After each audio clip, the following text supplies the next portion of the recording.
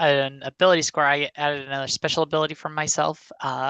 So anybody who does a link with me, or if I do a link with you, those links can be used for everybody in the group, in all, so long as it's between me and the character or vice versa. Link powerhouse. Yeah, and then I chose to take the split attention special ability, which gives me an additional action. It's like an additional action each downtime phase. Nice. So I'm sorry for it's like the longer downtime phase they're probably going to have. No, that's no problem. I kind of wish after the fact that I hadn't been dumping points into not getting obliterated out of every obligation phase, but I think my next advance is going to be a special ability. Nice. Hey, you know what? Don't worry. You get to watch me obliterate myself because I'm still at 0. I mean, I was like, this means I can spend downtime actions on things that aren't generating links, but I forgot that you lose all your links at the end of the mission, so we're still going to be doing that. Oh, is that the case? Good me and my big mouth. You use them or lose them. I did remember the investigation track part, but I forgot about the links part. Good. Yep, we lose half our investigation and we lose all our links. Gotta rebuild them. Gotta rebuild them. All right. Does anybody have anything they want to cover real quick before we jump back into it? So just to confirm, all links are reset now. Oh yeah, we gotta get rid of those. I think they're about to be. They're about to be. I figured we'd wrap up the end of the anything outstanding real quick. Okay. And then we'll jump into Fallout and then go into Obligation. So if you still have them, maybe there will be a roll that might come out. Well, not too worried. I still have my one with Frida remembered. It's right there in my brain. So when last we left off, we were in this ballroom den of the Masked Marquis, and we just finished vanquishing him and breaking his enchantment and freeing the girls that were frosted over, and freeing Rose and freeing Ian. So we see in the room where the Masked Marquis was, big broken shards of what was the monster that was containing Ian, who is now being held close by Bellatrix. We see Rose being held aloft in a sort of state of slowly waking up by Vega. And we see Alhena standing over what remains of the broken, weird, twisted prism. And in the larger ballroom, we see Sarah without any shoes on, surrounded by all of the dancer girls that are coming out of their state of enchantment.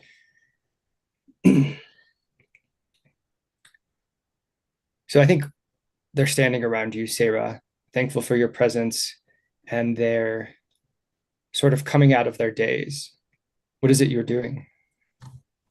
Well, for starters, she's kind of reassuring everybody of like, hey, everything's okay. You're now safe. And is anyone feeling hurt? Is there anybody who needs kind of any bandages or anything like that? Kind of like reaching into her pocket and pulling out a few band-aids. Like, is anyone needing any kind of help? Kind of trying to give that sense of reassuring calm and giving that smile of kind of confidence that, hey, everything's good. You can have that hope that everything's going to be fine from here on out. So yeah, I think a few of them come over and take the bandages and begin patching up any scratches that they might have received when their dancing partners kind of shattered, broken pieces. And they seem grateful for your presence. They're finding comfort out of it, but they're clearly frightened, don't know where they are, and you can hear them murmuring among one another. And the longer they stand around, the more that begins to intensify. I think just because she's very well aware of complacency breeding kind of more negative emotions and everything, she's just kind of takes a little deep breath, kind of places her hands in front of her chest and everything, in like a little earnest kind of gesture, and it's like, okay, everybody, let's not really worry about things right now. Let us think about getting out of here first, and kind of getting back to the lives that we all care about most right now. So if we all kind of just stand up, and let's start making our way up these stairs and everything. I already know the way out, and my friends will be with us soon. So no one need to worry. Everything is perfectly safe now. So just follow me, and let's kind of make our way up the stairs. And I think they eagerly do. They quickly fall in line and follow you out. Back in the other room with the two transcended magical girls and the one who fell out to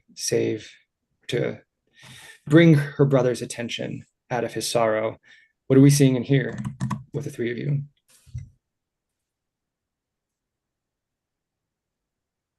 I think Frida has come back to herself a little bit in that she very nearly just completely went off message, and if Vega weren't here, she'd probably be on her way to the exit with on her way to the exit with Ian right now. But she's aware that Vega is in a very similar position with Rose, and is so just sort of like trying to keep Ian calm, and sort of has eyes on Vega for what happens next.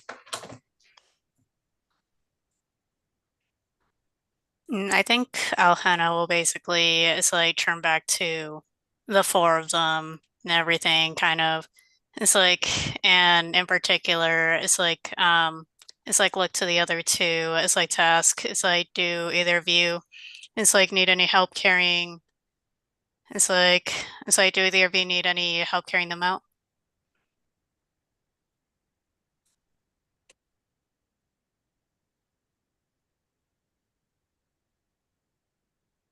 We'll be fine. Are you sure about that? Do it's like either of them it's like look harmed in any way? I guess I will check in. I guess I'll check in with Ian at that point. What's his current emotional state, and does he look physically injured? He doesn't look physically injured. His physically he looks fine. Exhausted. Right now, like the emotions he's giving off, like the clear signs of it are certainly that, like, he's just gone through the ringer, and he's in like this fallout phase from that kind of just like not really with it. Just trying to just being there at the moment is enough for him.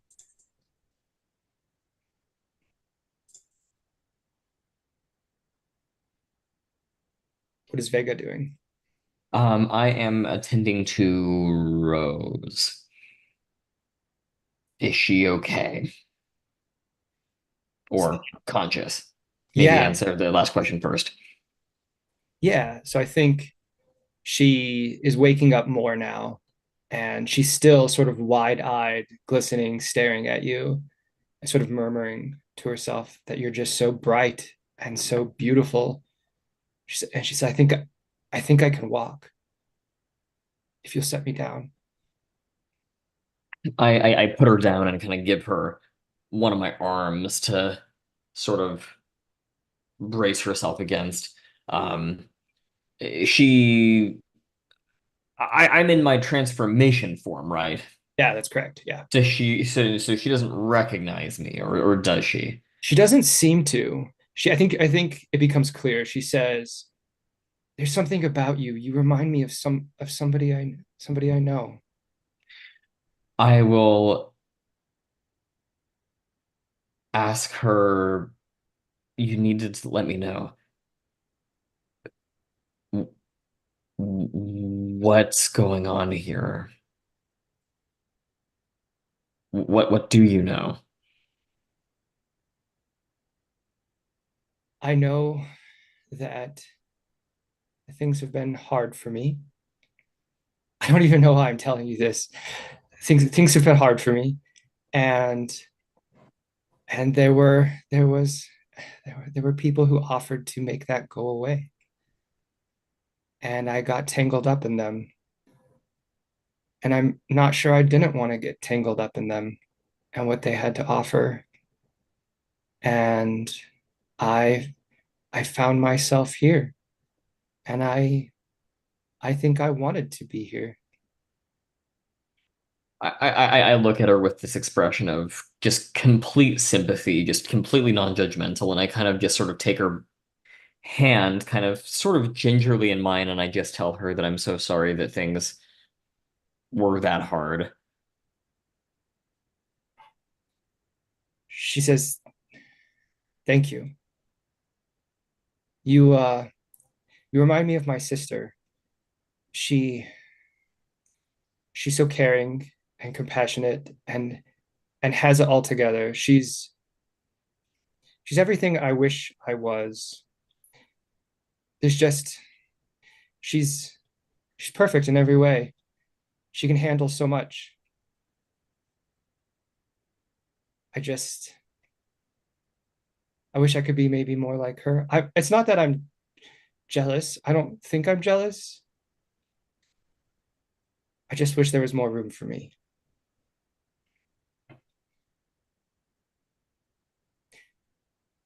I understand. Now, all that being said, who offered all of this to you? This is awful.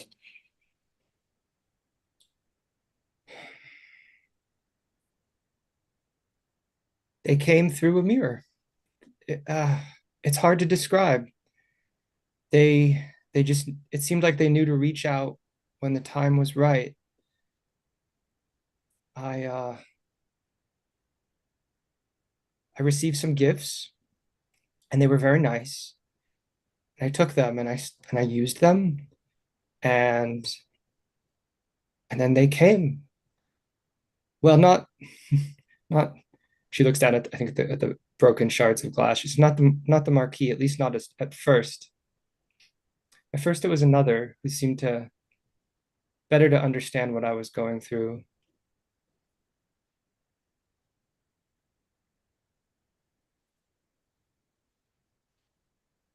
Do do you know where they are? I mean, something must be wrong if they're doing things like this. We could talk to them or something. I don't know. They always came to me. I, I can try to let you know if they reach out again. How do I get a hold of you?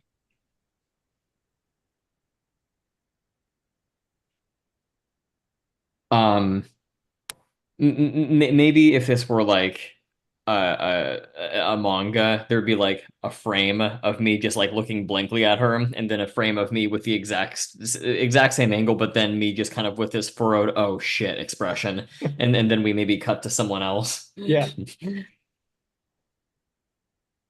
Uh, so I think Adele or sorry, Elena and Frida, that's sort of what you're seeing right now with Vega and Rose.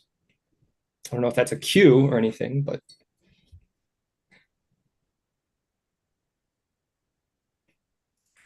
What's Frida is like how are Frida and Ian is like doing, I suppose, in the midst of all of that.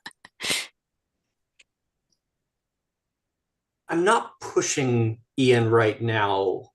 Is he communicating to me? Is he opening up to me right now, or is he still kind of in his shell? I think last I remember, Frida was holding Ian, trying to comfort him. And so I Yes. think that's what he's doing is he's like sort of gone limp and just kind of relaxed into your chest and just allowing himself to be held at the moment. Um, I don't think he's necessarily trying to communicate, but he might be open to it. I think this isn't the place. I think Frida looks up at Frida looks up at Elhana and says, "Do we have anything else we need to do here?" I don't believe we do per se. It's like Alhena kind of it's like sort of looks over to Vega so to see if perhaps perhaps to it's like see if it's like of any cue of perhaps they should it's like if Vega might like them to perhaps help lead Rose start leading Rose out of the funhouse perhaps, or if they would rather or if Vega would prefer they excuse themselves to between her and her sister.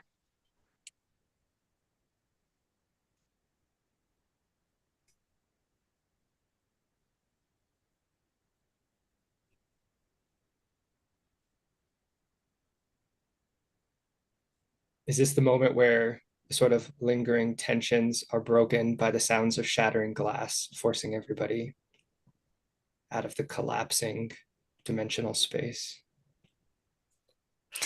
Well, I guess that's the cue too. It's not think anymore and sort of just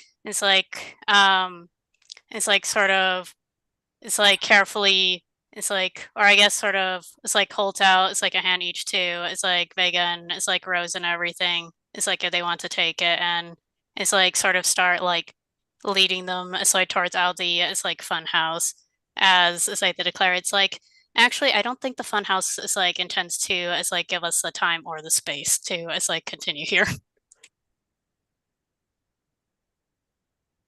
I will scoop up. I will scoop up Ian, which is no mean feat. And but I will linger to make sure that Vega and Rose are moving before I book it.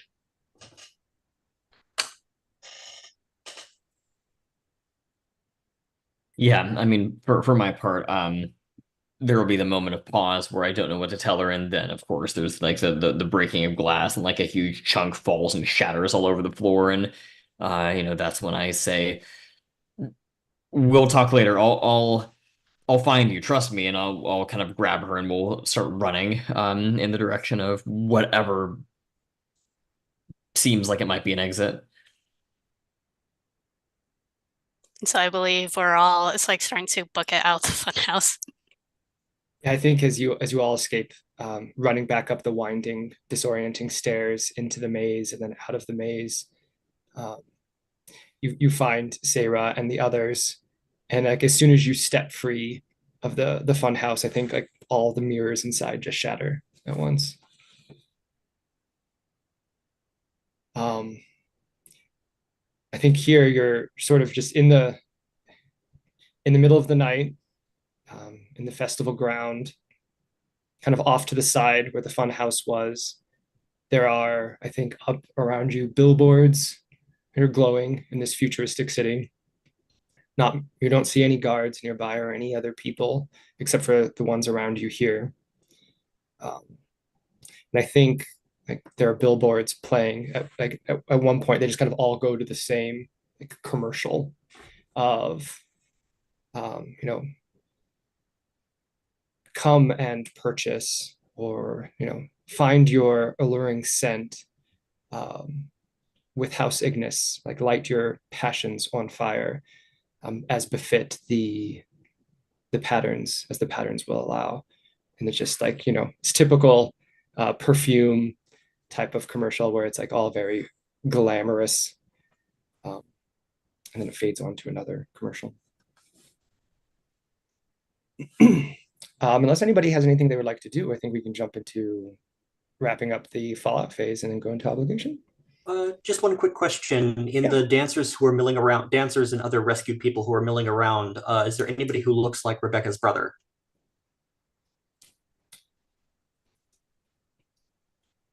Yeah, I think you see among them. I think it's I don't think it's just girls probably among the dancers. I think it's all genders. Mhm. I think you see among them Rebecca and her brother. Oh wow, both of them. I think so. Okay. So I'll just mentally check that one off my list. Yeah. Now Hannah's probably just going to sort of it's fine. It's sort of lean into it's like furtively sort of murmur to it's like Frida of just it's like is everybody here that you were investigating? It's like their disappearance of. Frida nods and says, "I think we intervened in time. I think we got here in time." Then, assuming you probably don't it's like need my assistance with and isn't quite sure it's like necessarily how to refer to perhaps the situation as a whole or even just the situation between it's like her and Ian. It's like kind of just sort of politely it's like starts to bow out and just I'll check on the it's like if you'll excuse me, I'll it's like check with the others while you assist your brother. Yeah, Frida's not in the mood to Frida's not in the mood to sass you at the moment. She's a bit distracted. Where's Sarah in the meanwhile, considering she disappeared pretty much right on us in the middle of everything? Well, she is walking along all along this kind of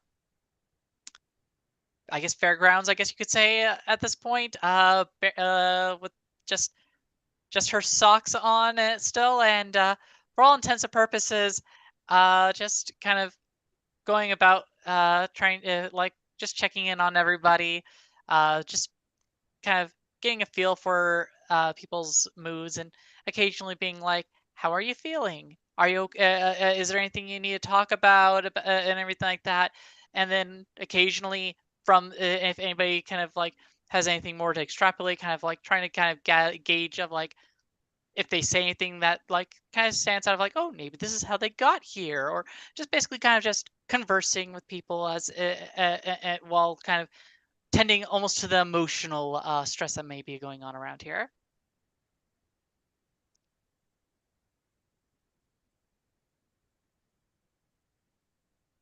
Alhana probably just seeing all this and just kind of concluding, well, she certainly keeps herself busy, if nothing else. It's like worrying about others rather than herself. Uh, and then it's like they're going to see how it's like Vega and Rose are doing, especially Rose, considering they just woke up. And then we just were forced to start scrambling out of the no longer fun house.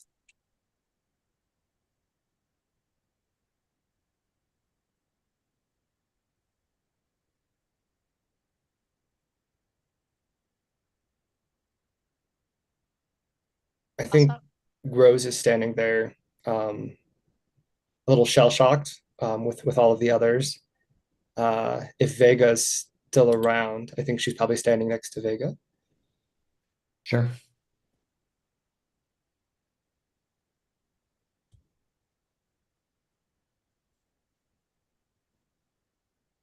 No, Hannah's like gonna head over to it's like the two of them. It's like kind of just it's like look it's like over to it's like Vega.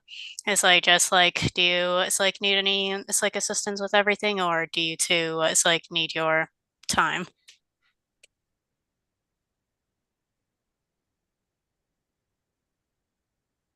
Um, I mean, I'm ready on. I'm good on my end. I think I'll just say to Rose, that I'll find her. Um, Trust me, I'll be around. Yeah, I think she's reassured by that. Um, I think there's something about, Vega's magical girl presence and the power of her expression that fills Rose with some kind of inner light.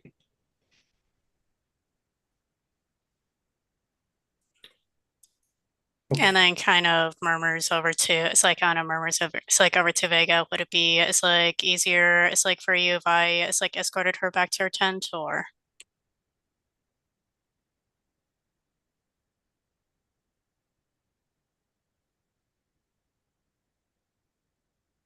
I mean, if someone wants to see to it that everyone gets back safe, that's okay.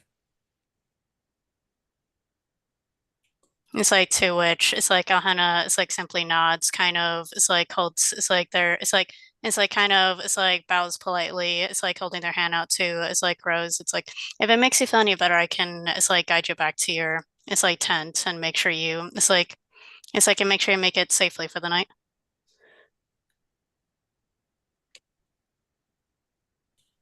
I think she nods. Is happy to be led along.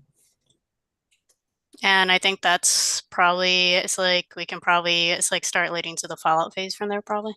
Okay. Also, one quick question. Yeah. When we left, did the funhouse kind of just fall apart on itself for that little like mirror that we entered into, or did anything happen to that as we left it? Yeah. So as you ran out, the dimensional space kind of collapsed in upon itself, and then as you left the funhouse itself, just all of the mirrors shattered.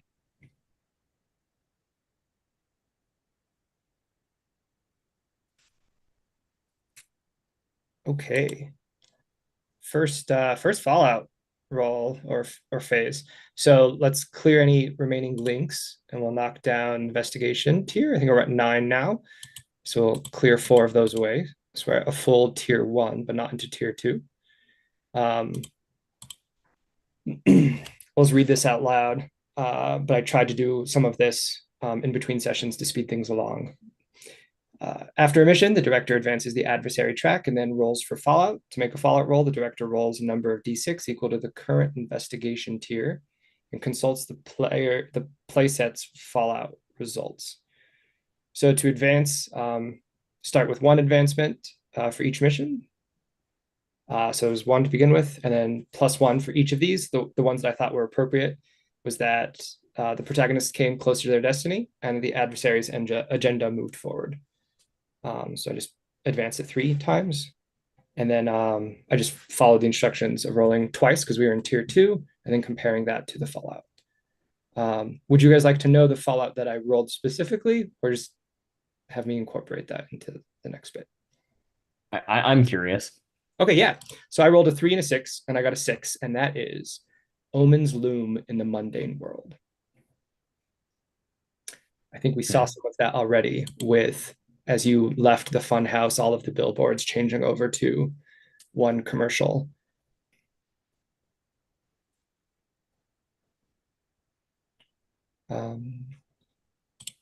Then also clear all your stress and any marks you have in your transcendence back into normal form. And I think that's it. Does anybody have any questions? Awesome. Okay. So let's jump into yes, the obligation phase. I think if you're up for it, I think that what this looks like this particular time around is a few days have passed and the pageant / parade have kind of picked themselves up and are now progressing on their next leg. And I think this is moving to a sector of the city that isn't run by a major house, but by a conglomeration of a bunch of smaller houses. Which I imagine means all sorts of interesting things to those members or those individuals who belong to bigger houses and to the politics at a larger scale. I think this is also where we see most of the activity of our counterculture and the resistance groups that are kind of move with them. I think it is an area of the city that features designs that incorporate more green spaces, sort of on a leg deeper and into the heart of the city where we might end up with the parade and the pageant. So people up for it, I think maybe this obligation phase is about being in the parade itself and various scenes that might entail, since before we were kind of at the end of it.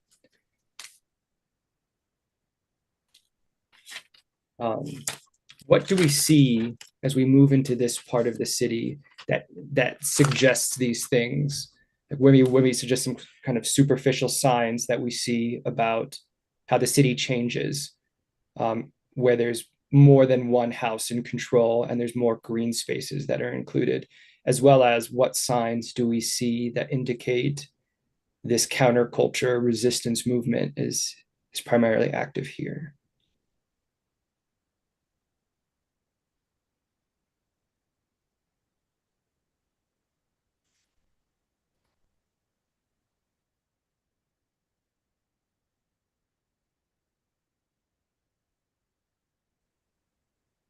I feel like I can kind of imagine like in this sort of district there's, how do I put it? It's like it probably looks almost sort of not necessarily chaotic, but almost kind of hilarious in that like there are probably areas and turfs and everything that are so clearly defined, kind of it's like between each of the different houses and everything, almost to the point of being confusing and clashing. Like you see, oh, these areas here are clearly marked with these colors, while those areas there are clearly marked with those other colors, sort of thing, is what I can kind of imagine.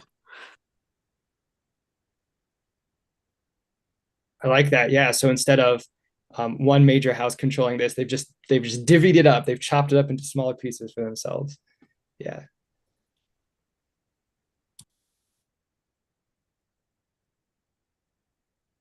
I think there's a I think that there is a significant amount of street art, whether it be wall murals or graffiti, in this area. I would say that the stuff that's directly on the patrol route involves an awful lot of city workers working overtime to whitewash the buildings. Like there, none of this gets on camera.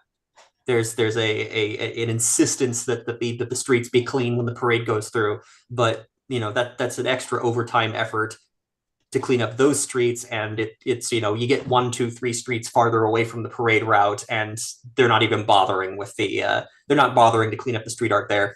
I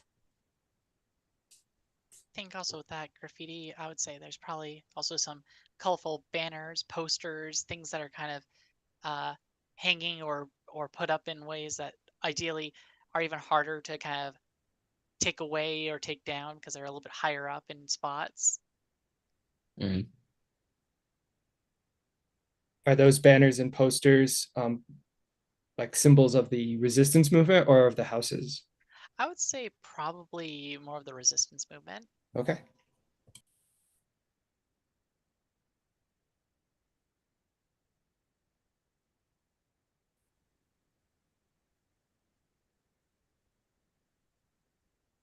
Speaking of the resistance movement in general, I guess the bigger question is like, what would be even their kind of symbol? Because like if we're doing like posters and such, for instance, maybe there's some kind of symbolage or something that they have.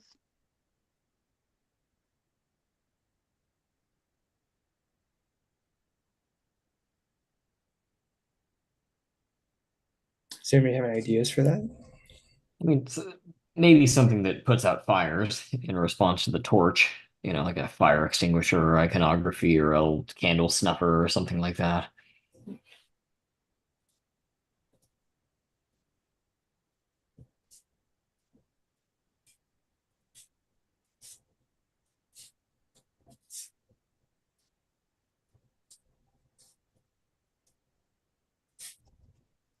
Nice. Maybe prism imagery, a white light getting scattered into a rainbow.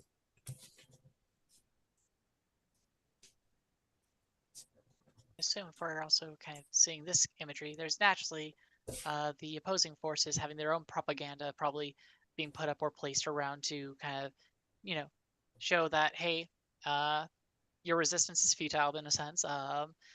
Here's the norm, here's the expectation.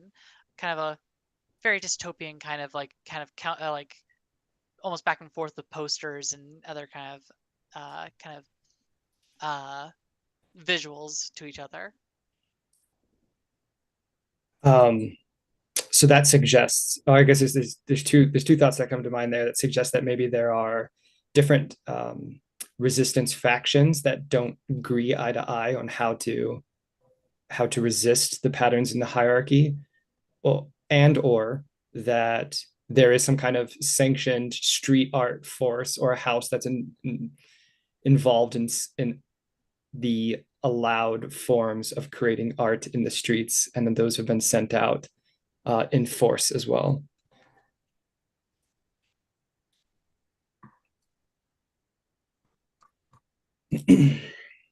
So just open it up to all of you. If anybody had an idea of where they would like to start for their obligations, some task, I imagine, here in the parade as it's making its way to a stopping point.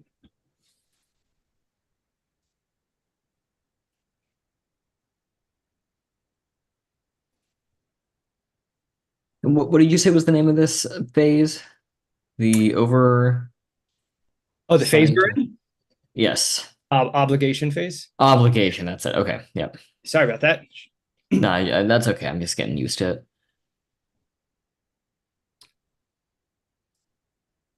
Well, why don't we go ahead and start again with Sarah?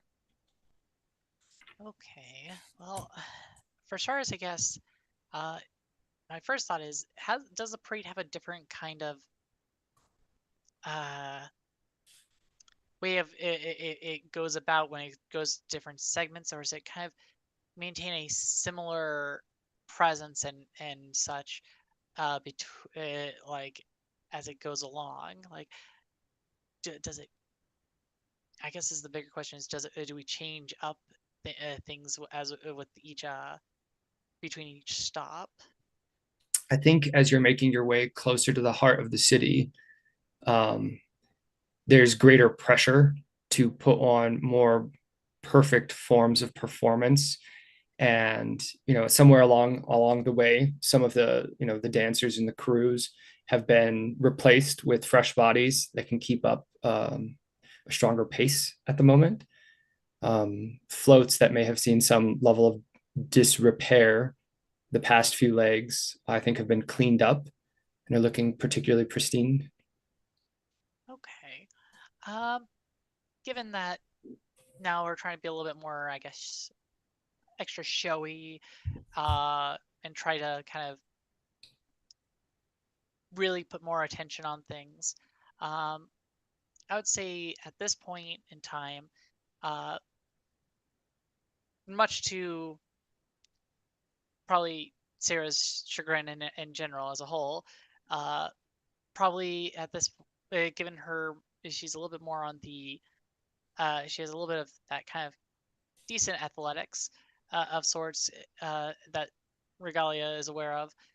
She's probably putting on probably kind of almost like a bunch of like little kind of mini gymnastic kind of like performances here and there of like doing backflips and catching a baton as she kind of like almost throws it up with like a kick of with like as she kind of does her backflip and kicks it just enough to have it kind of flipping in the air before finishing the backflip and catching it, and then kind of spinning it about and kind of going, giving it that extra little flair while adding in her own little surprise to it, of like giving it some little, adding some little sparklers to the baton, like as she starts spinning it, and then suddenly just kind of spurts out some sparkles of sorts. Not really one to just kind of go for just, oh, let's do this. It's like I want to have it colorful a little bit, in the sense of just the smallest bit, just enough where it still seems like it's part of the parade, but she wants to somewhat self-express here. So, oh, sure. Okay. Which may or may not be a problem, but Yeah. So I think there's a murmur in the crowd. All of a sudden, like they've been watching you, and there's claps and whatnot whenever you do a little trick, and then all of a sudden there's a murmur, and we see a bunch of drones come over with cameras, and in sort of anime fashion, like the camera pans and then freezes as like Regalia is like gracefully like throwing herself through the air, and there's like a bunch of sparkles and freeze frame, and then she lands into a series of tumbles and does a few like twists and pirouettes and comes up next to you, which is odd because I don't think Regalia normally it takes part in the dance portion of the parade specifically. She comes to join you. Of course. How,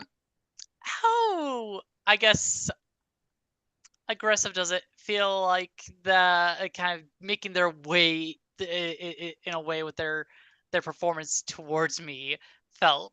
In a way, I guess is the good question.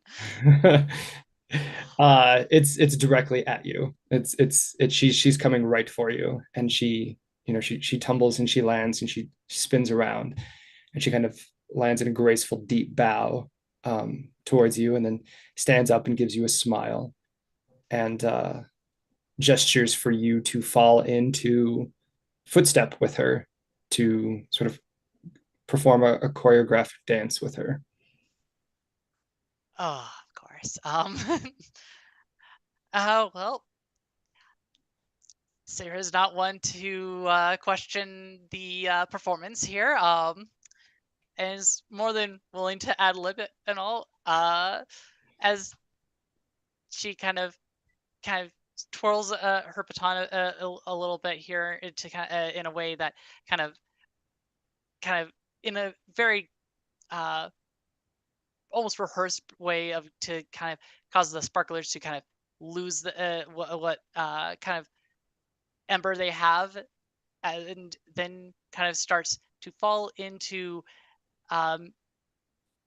watching and trying to match the steps of Regalia, but also being attuning almost emotionally to whatever they're going to do with this performance, especially because part of the performance is kind of having that when you're working with another person is matching almost the tone. Okay, yeah, let's make that roll, and we'll see how well that goes for you. Oh, goody.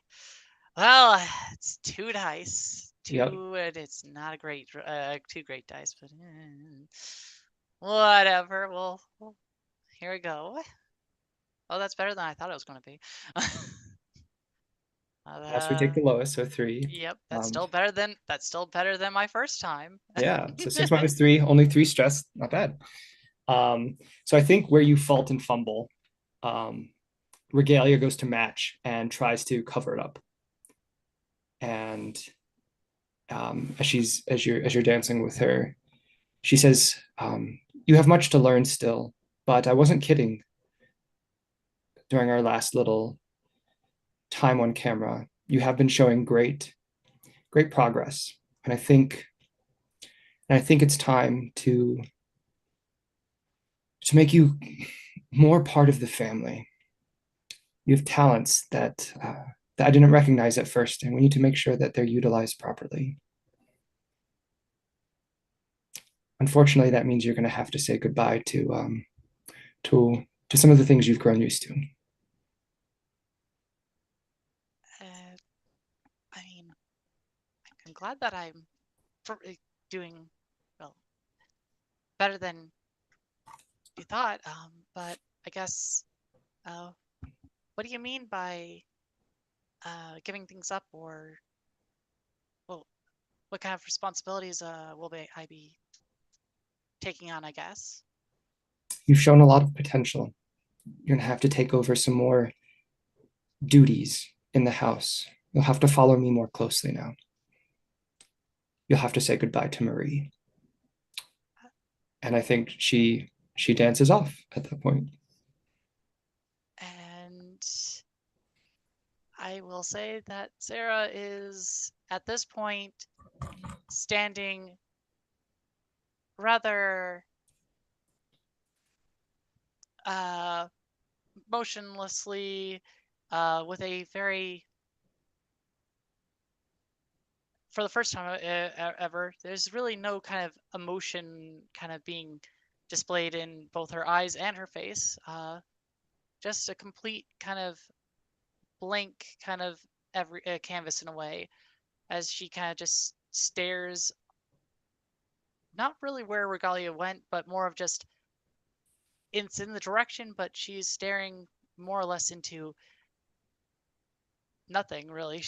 Her gaze is there, but what she kind of just peers past everything right now, completely lost in a lot of thoughts and a lot of conflicting emotions and feelings. I think to help punctuate that, yeah, is like most of the drones, the camera drones follow Regalia off, but one of them just stays on Sarah. Yeah, and I would say also to just kind of, as we pan away, I would say, um, her grip on her baton kind of slackens before kind of, without her realizing, kind of just drops to the ground. Awesome. All right, who would like to go next? I can go next. Okay. Let's see. Let's see. So it's like this is the parade time. And I can kind of imagine there's probably like a special part of the float where probably all the it's like house leaders is like probably gather and everything. It's like, and in this particular segment, Adele's not particularly fond of it, despite being it's like somebody who is it's like very it's like fond of it's like dancing, if namely because it's like this particular part of the parade and everything, the stage I can imagine is basically set up to it's like or this particular part of the float that they're all staying at is it's like set up to be essentially a stage.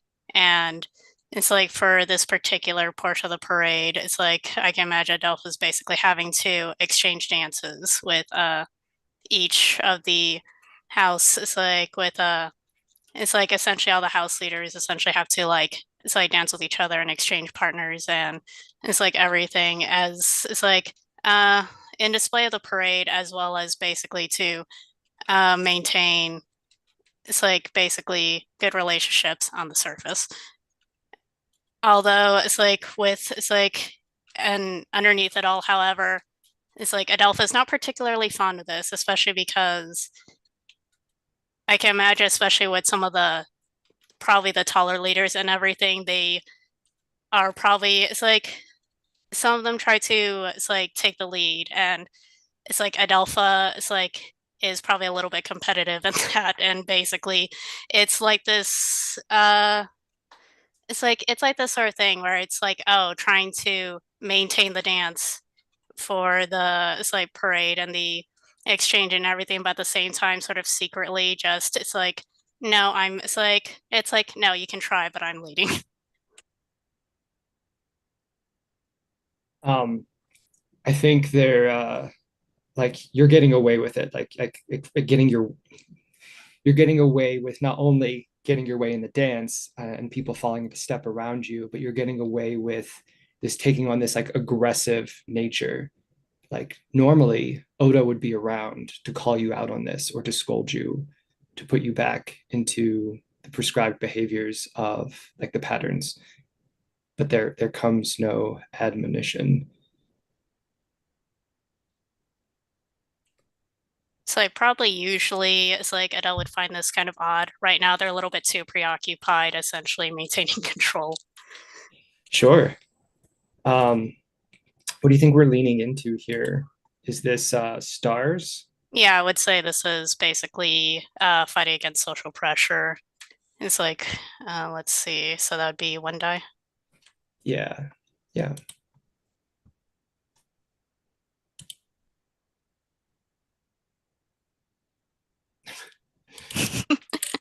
Yeah, that's a 6. Adele's amazing at the obligation phase. All right, so 0 stress. I think one of the dancers gets pushed a little too far. Like they've become frustrated and they sort of stop.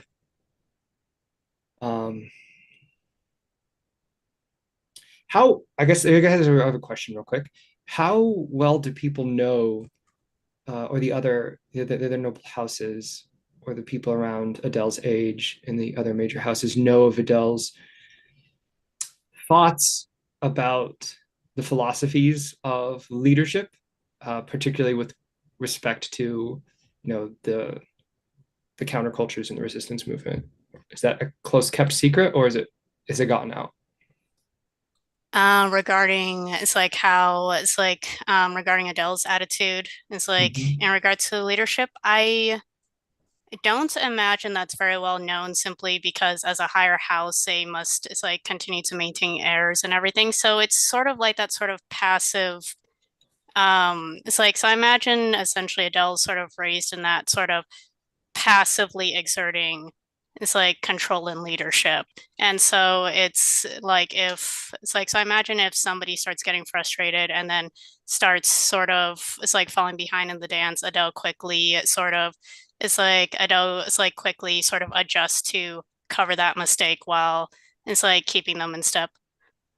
Yeah. Oh, that's great. And the person says, "Oh, thank you. I thought it was going to be a bit worse. Um, I'm I'm glad you covered it up before anybody could catch what my mistake.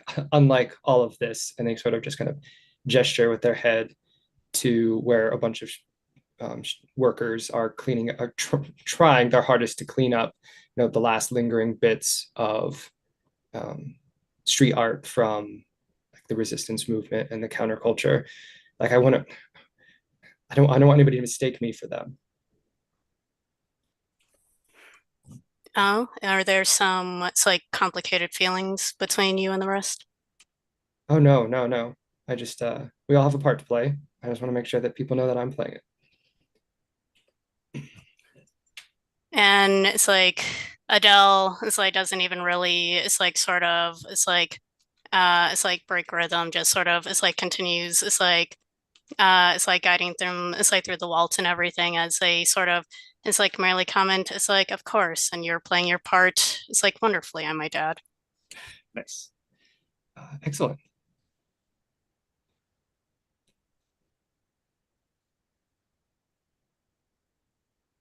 Who do we want to see next, Frida or Violet? Rita, do you have any ideas? Yeah. So I think we're mid parade. We've got a chunk of the color guard going through a routine, and Frida's in the line, but she's also sort of trying to keep the tempo of the group. Um, and word comes down through her earpiece, and word comes in over the earpiece that people are wearing that says there is a situation up ahead. The parade is going to be stalled while we deal with it for the cameras. Figure it out. Hmm.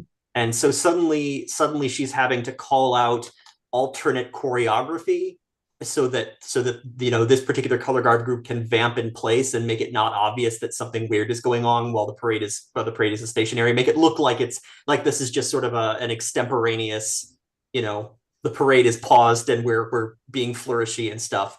But of course, that's an awful lot of social stress to put on the whole dancing crew. Yeah, so it sounds like we're leaning into. I could see a couple of things. It sounds like you're leaning towards stars. Yeah, I think so. Okay, yeah.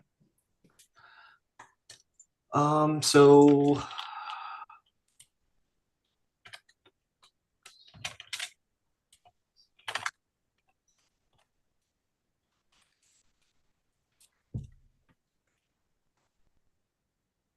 that would be a 3. Nice. So 3 stress. Yeah, I think it's exactly as you described, and I think we even see maybe like something get launched over the heads of the crowds in the distance, and you can see like streams of colorful smoke coming from it. Like clearly, there's a lot of activity going on in that direction. I like that.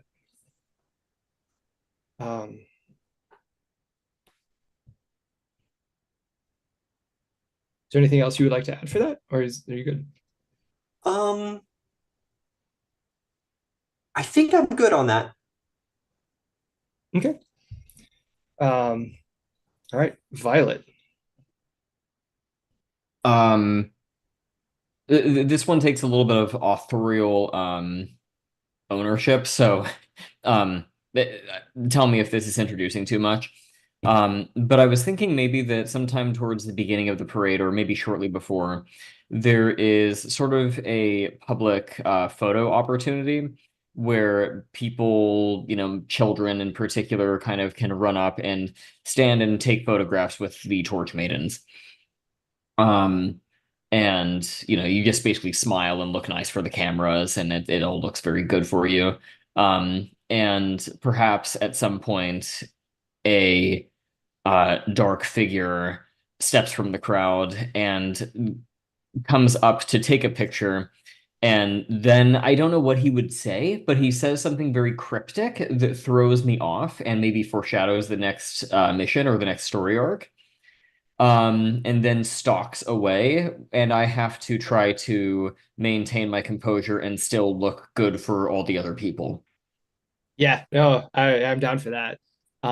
Maybe we can always flash back to see what he said exactly, if that's a better way to do it. Either way, I'm comfortable with running with this real quick. I had absolutely no ideas for what he specifically would say. Oh no, that's fine. Yeah, I think But it's exactly as you described. Um, it plays out. You have to put on smiles for an extended period of time for all of these pictures, and towards the latter half, like once exhaustion has set in, and you just need a moment to yourself. They show up. This like dark figure. It's hard to look at them and to piece together the pieces of like their appearance, like the identifying parts of their features. It, mhm. it just slips away from memory, and um, I think they sort of usher up a young child and like, oh, here, would you mind holding her real quick while I get your picture? Um, and then takes the picture and then comes in to collect the child. And when they reach to grab the child, um, they you can feel like movement in your ceremonial garb as something gets dropped into your pocket. Hmm. Um, and I think they say a similar gift to what we gave to your sister. And they walk away. Nice. I like that. Yeah. Cool. Good idea. Uh, so stars again. 1d6. Okay. Um, I really should have opened up the character keeper. Where is what tab is that located in? Or not the character keeper, the dice roller. Oh, sorry. Here I can link it too in the chat here. Oh, thank you. Sorry Yeah, for no not problem. getting it pulled open already. All right, there it is. You said 1d6. Yep, for stars. Since that's what it sounded like, you were aiming for a social pressure. Sure, a 4. Yeah. Okay, so 2 stress. Not bad all around. Yeah. Okay. We are at the top of the hour. The next step is when we finish obligation phase is to jump into downtime. So we'll take 10-minute break, maybe give some thought to what you want your downtime to look like, the options available to you, and we'll meet at 10.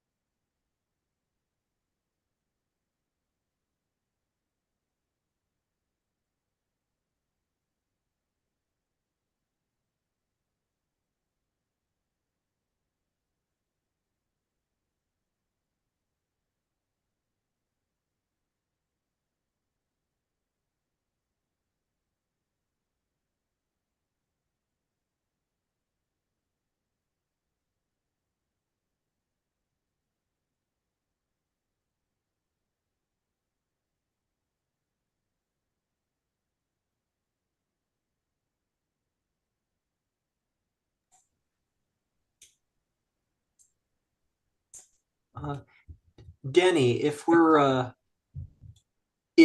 okay with Frida's house being literally a star name, Alnatak. Alnatek. Okay. Alnatek. Excellent. And if that's too on the nose, I'll add a syllable to it somewhere. No, I have no problem with on the nose. I think it's great. I love it. I also want to do a after the obligation phase. I want to do a quick safety check-in / also tone check-in if we think we're hitting the right beats that we would like to.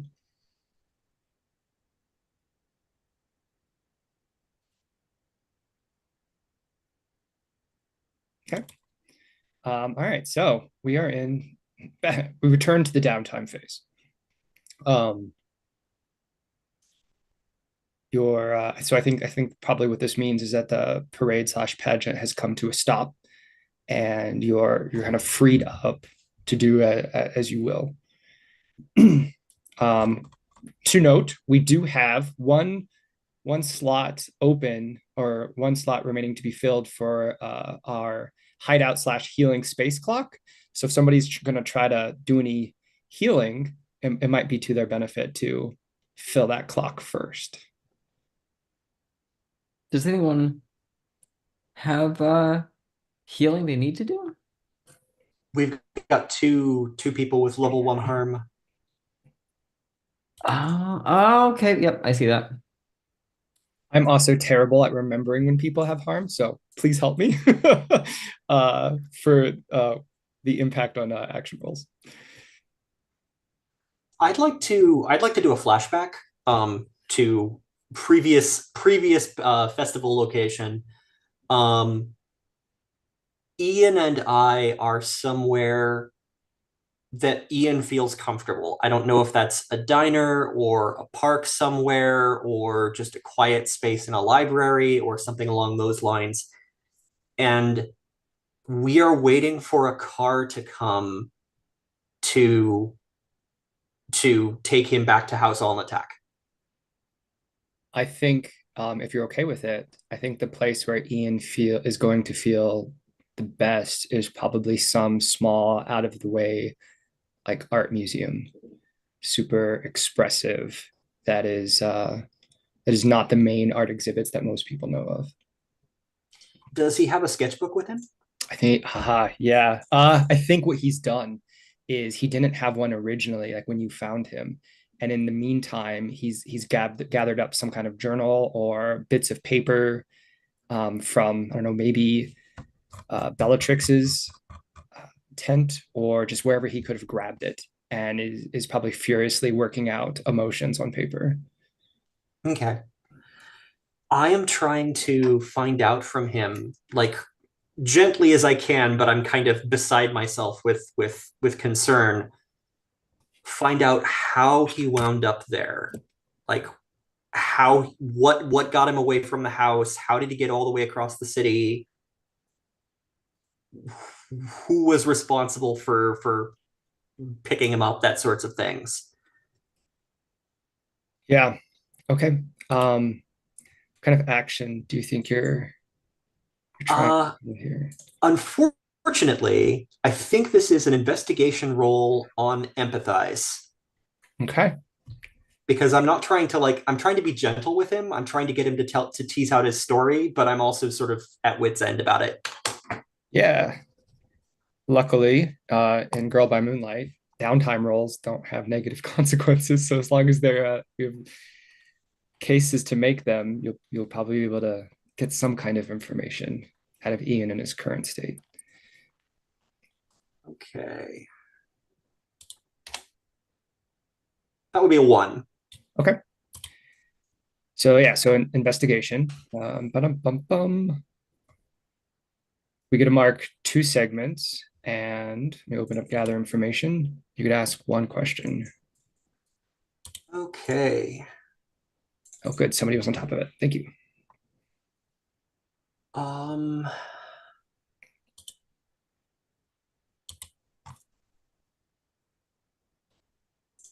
What are your secret pains?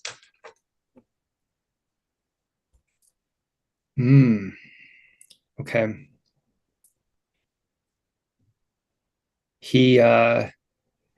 I think you can tell that Ian's looking at you directly in the way that Ian does, which is to not look at you, is to draw more furiously as he's talking to you. And he says, Dad wanted to take this away from me. This isn't what our house, we're not artists. And he's been trying to take this away from me. And it's been really, really hard. And he knows that. And he sent me away where maybe that pain could go away, could be taken away. I'm going to carefully ask for details about what he means by that. Like what did father say? Who did he send you out with? Like it sounds an awful lot like my father just dumped him into the abyss, just scooped him out into the abyss, and I'm trying to reserve judgment, but it's hard. So he kind of goes on and says that Dad took the stuff he had. He had his closets cleaned out. He had all his stuff turned over. The people that the house can hire to help out with house duties were all made to go through Ian's stuff and to take out all of his artwork and to remove it. And Ian was placed in a car and sent off. And when Ian kind of gathered himself and figured out what he could, he was released before a large grand mansion that was in the middle of a very well manicured garden. And he says he didn't recognize it.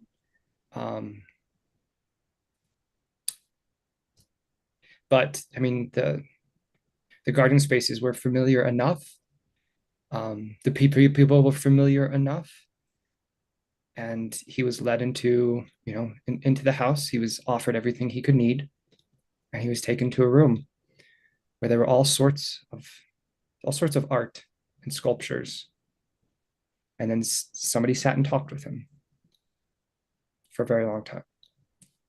And then the next thing he remembers is he waking up there in the Marquis Play Palace, being saved. Okay. Frida is quiet for a moment and then says, "Do you feel safe at home right now?" I think he puts down like a piece of charcoal or something and takes up like red and just starts whatever he's working on, he just starts filling it with red as well. And he's like, I don't think as long as father's looking for me that I can feel safe anywhere.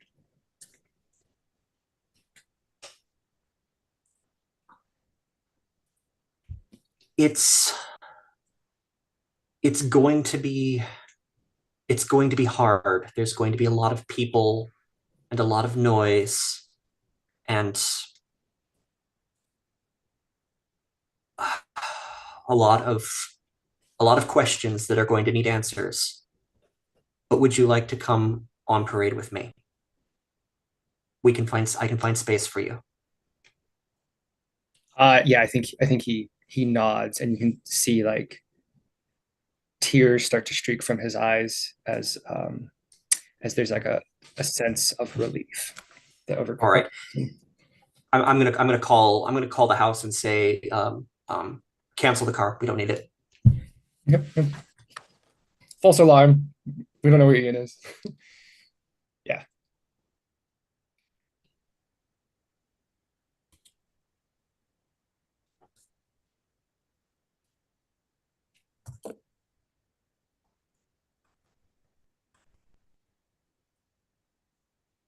I think that's probably a good scene cut for that. Oh yeah, sorry. Yeah. I was waiting for somebody else to jump in. I should have spoken up. Who has another idea for a downtime activity they'd like to do?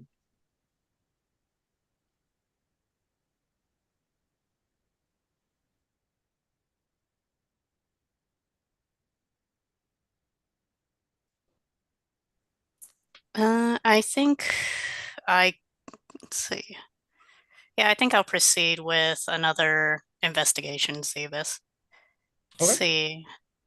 Um, although it's like in this case, it's probably not so much like how do I put it deliberately? It's like trying to investigate clues of the abyss. It's like, but I suppose this is probably like I want to say this is probably following the this portion. It's like this district's parade showing basically and everything. It's like unfortunately, it's like being a higher house noble, the mingling that follows after everything. Uh, so yeah, probably it's like essentially it's like trying to wrap up their obligations and everything, having to it's like basically discuss things, very empty, pretty meaningless things between house leaders and everything, and trying to maintain good relationships and all. And I suppose basically trying to see it's like, and I suppose it's like basically in regards to like the investigation phase, whether anybody acts suspicious in any way that it's like Adele would notice. Yeah, okay. That sounds great. So you're kind of there mingling around, just kind of taking in the small talk and looking for signs of things being out of sort among the upper echelons, these House representatives. What do you think you're going to roll here? I suppose basically since we're primarily doing this with the dreaded mingling and socializing and everything, it's like I think I'll go with it's like flow. It's like given the social nuances of not offending other nobles. Okay. Yeah. All right, so let's go ahead and make that roll and we'll see how many questions you get. That is a 2. I am not very good at investigating, though I am very good at obligation. Okay, so we get another 2 segments on the investigation track and another 1 question. Let's see, I think given everything it's like they've heard from Rose, it's like previously and everything, they're going to go with who here feels alone.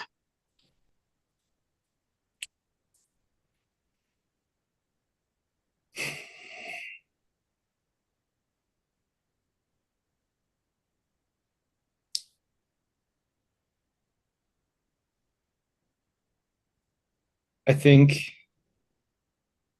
you see, these events go as they do, and there is a uh, a woman in her early 20s, representative of one of the major houses. She's here as well, and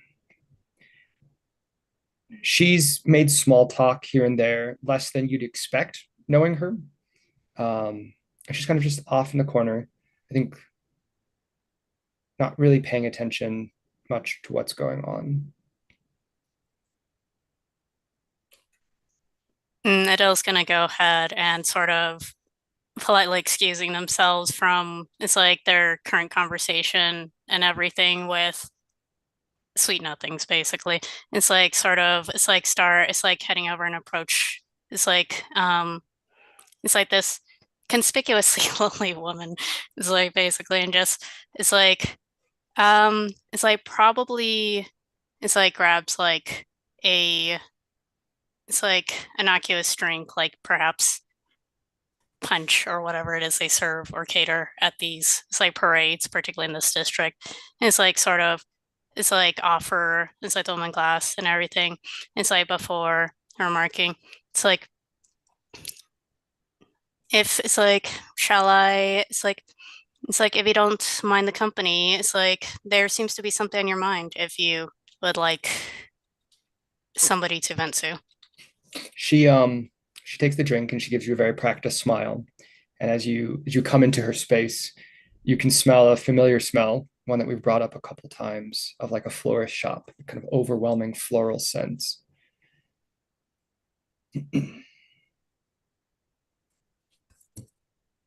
She said, "Oh no, please, by all means." Do I recognize this like woman as somebody I've encountered before, perhaps in similar situations of noble representative meetings and such? Yeah, that's what I was kind of trying to allude to earlier. She's normally up, showing up to these events. She's normally a little more bubbly, a little more chatty. This seems out of character for her. Okay.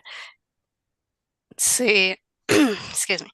Adele it's like, let's see. Adele, it's like sort of, it's like sits down.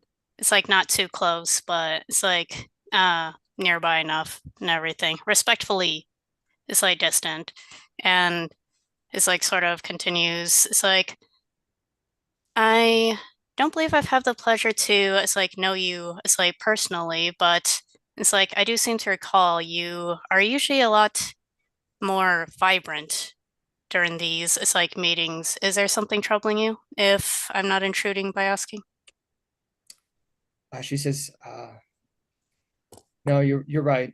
I apologize. I'm a little out of sorts. I know that's not what's expected of me. Um, thank you for bringing it to my attention. I'll try to pull myself together. Um, yeah, things have been a little different lately. That's all." Well, I don't mean to pry, but certainly I do think as much as, and it's like their voice kind of lowers a bit as so it's like to avoid being overheard. It's like by too many. I do think it's like even it's like we can afford to have it's like somebody to listen to our it's like troubles, perhaps. It's like lighten the burden a little bit. No, I appreciate that. Um, there's additional pressures as we get closer into town. My family's expecting me to step up a little bit. I'm just a little out of sorts. Um, thankfully, uh, you know, this new this new line that House Ignis has come out with, um, these perfumes and whatnot have sort of helped. I'm attempting to change my image to better suit what the family expects.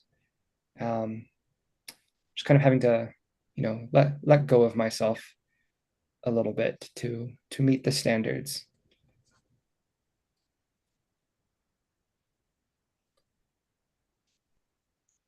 And Adele kind of it's like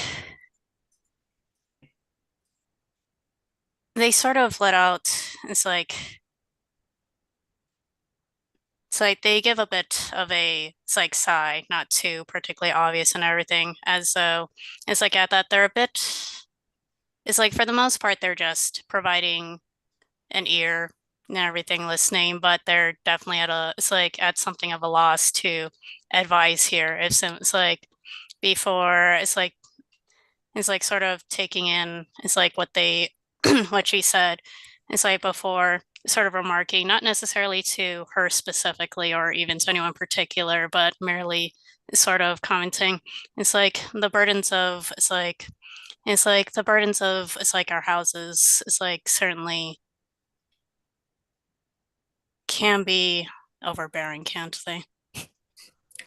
Um, yeah, I think she smiles and she downs her drink like in a quick gulp, and she's like, yes, they can. She's like, and on that note, I best put on my happy face and get back to it. I think she smiles and excuses herself.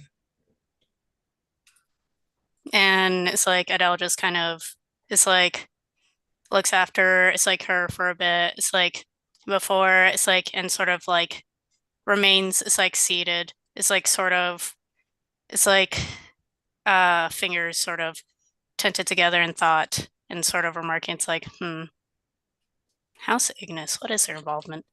And I think that's probably enough for that part. Sounds great. Yeah. All right. Violet, Sarah, any ideas? I don't care who goes first, but I would like to see if I can do something to get some links on Polaris.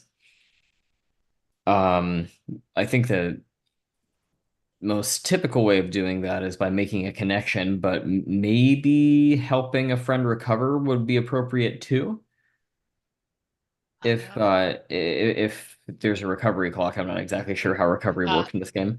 So yeah, there's a recovery clock in all words. If you get a 6, it would heal, it get rid of the harm entirely. I think it's 4 and 5, where it'd be like almost complete by like 1 tick, and then the rest is just 2 ticks away. Okay. Yeah, and help a friend recover would certainly be helped by if the healing spaces.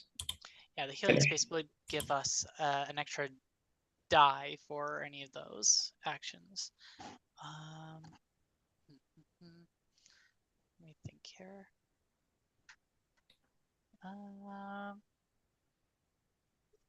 You know what? I will spend one of my downtime actions working on a project. I wonder what project that is. Couldn't be a hideout of any sort. Nope, not at all. Okay, yeah. So it sounds like we've got 2 lined up. Is one finishing the clock, and the other then doing a help a friend recover right after that. Sounds great. Currently, what the clock looks like is in the past season, Violet met with an archivist type figure named Belladonna to help recover a magical stone that has presumably healing properties and needed to be regenerated right at the top of a mountain in a shrine. And Belladonna was going to head out and I guess bring it around, kind of where that got left off. So, Sarah, if you want to finish that up, that's kind of the fiction we have so far to work with. You can also kind of flashback. Sorry, go ahead. So we're having a healing rock of sorts showing up, and we're trying to tap into it. And what would this rock look like? Did we ever kind of discuss how that even appeared? Like, is it like some like kind of meteorite or kind of fallen star kind of thing? Is it kind of just... Was it like a prism, David? Do you remember? I don't remember. Yeah. I don't recall. I don't know if we even defined it really. I like prism, just because that gives us the light rainbow and somewhat mirror-y imagery. Sense. So I'm cool with that if that works for everybody else. Fine with me. Okay. And so this is getting brought around, but I guess the other question comes down to, they mentioned that tapping into it, like, so we don't really know how to tap into it. Is that my understanding at the moment? I think it just needed to be regenerated fully, and then Belladonna was going to bring it around. Okay. I think if you want something to work with, I think maybe when you're hanging out around the tent space that belongs to House Ignis, you see Belladonna kind of waiting in line with some kind of meeting or like waiting for a meeting with Regalia. Okay, well that's interesting in its own right. So, out of the curiosity, especially because of all the people that kind of they know enough of like people who kind of visiting Regalia, it's like usually there's either one you're putting on the airs, or two there's something you're trying to gain out of her, and knowing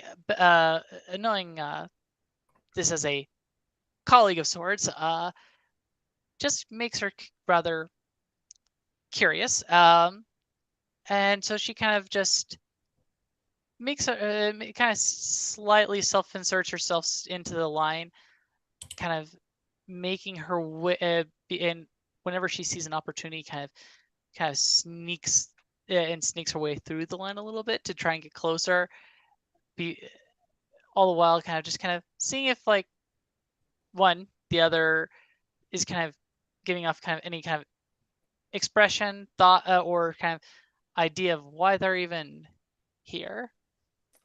I think she looks a little nervous, and she's kind of shuffling through some papers, or maybe a pad of some sort, like scrolling through. From this angle, it looks like just a bunch of information. You see like stills of old texts and stuff. And she has like a satchel on her. And does she seem rather, I guess, enveloped by this? It's like she's preparing for the meeting, is I think what it looks like. Okay. And at this, when she gets close and finally close enough, she's just kind of peek her head from like the side behind her and just be like, "What you reading?" And she's she almost drops the pad and she like fumbles for it and catches it.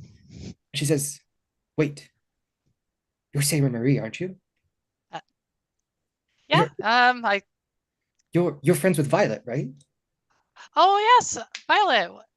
What about Violet? Belladonna looks around, makes sure nobody's looking, and then she kind of reaches into her satchel nonchalantly and like pulls out a package and like quickly stuffs it into your hands, trying to keep it out of sight. She says, "Get this to Violet. She'll be expecting it."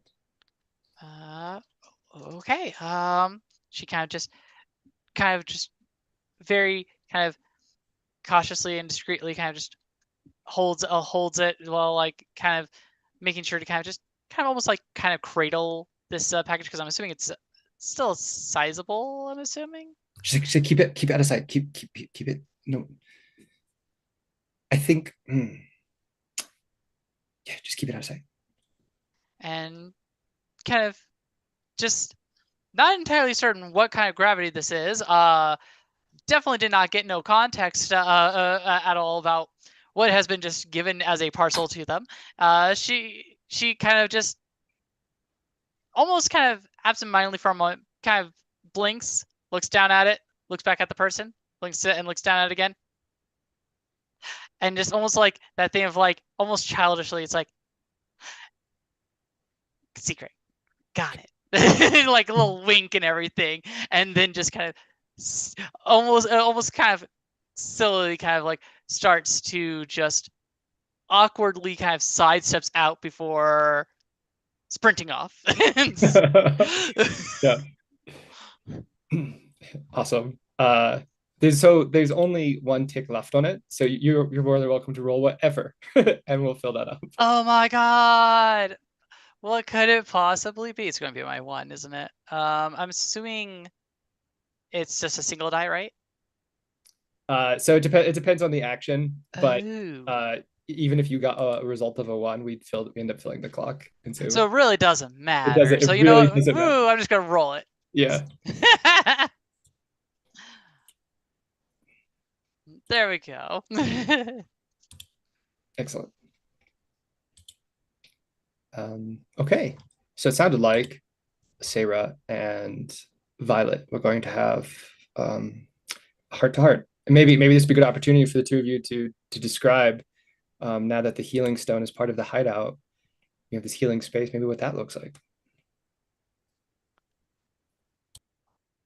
Well, that is a good question now that we have this beautiful little prism here.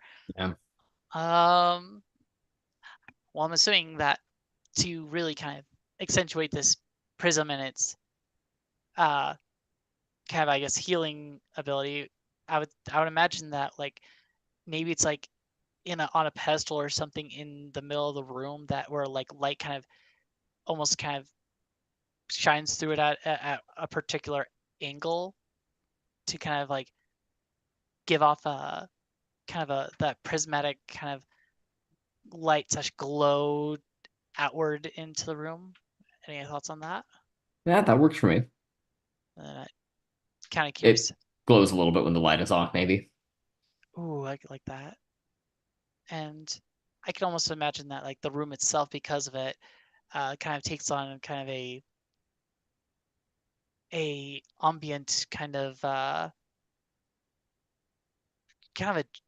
gentle ambiance in a way, like almost kind of like that soothing, and it's from all the prisms kind of color kind of splashing out into it, in a way.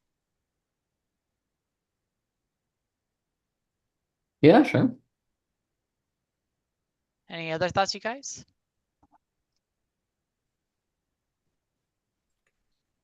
Probably like I imagine like when in the process of healing, the light probably sort of like surrounds you, almost kind of.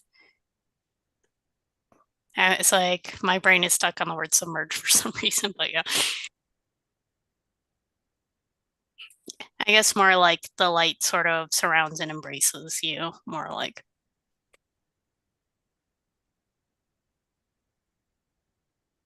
Submerge implies the light has an almost liquid presence. I was kind of thinking like a sort of, it's like I was sort of thinking of like the light with like a sort of, how do I put it, a wavy sort of it's like visual almost. It's like, like wavelength, I guess, word play on it.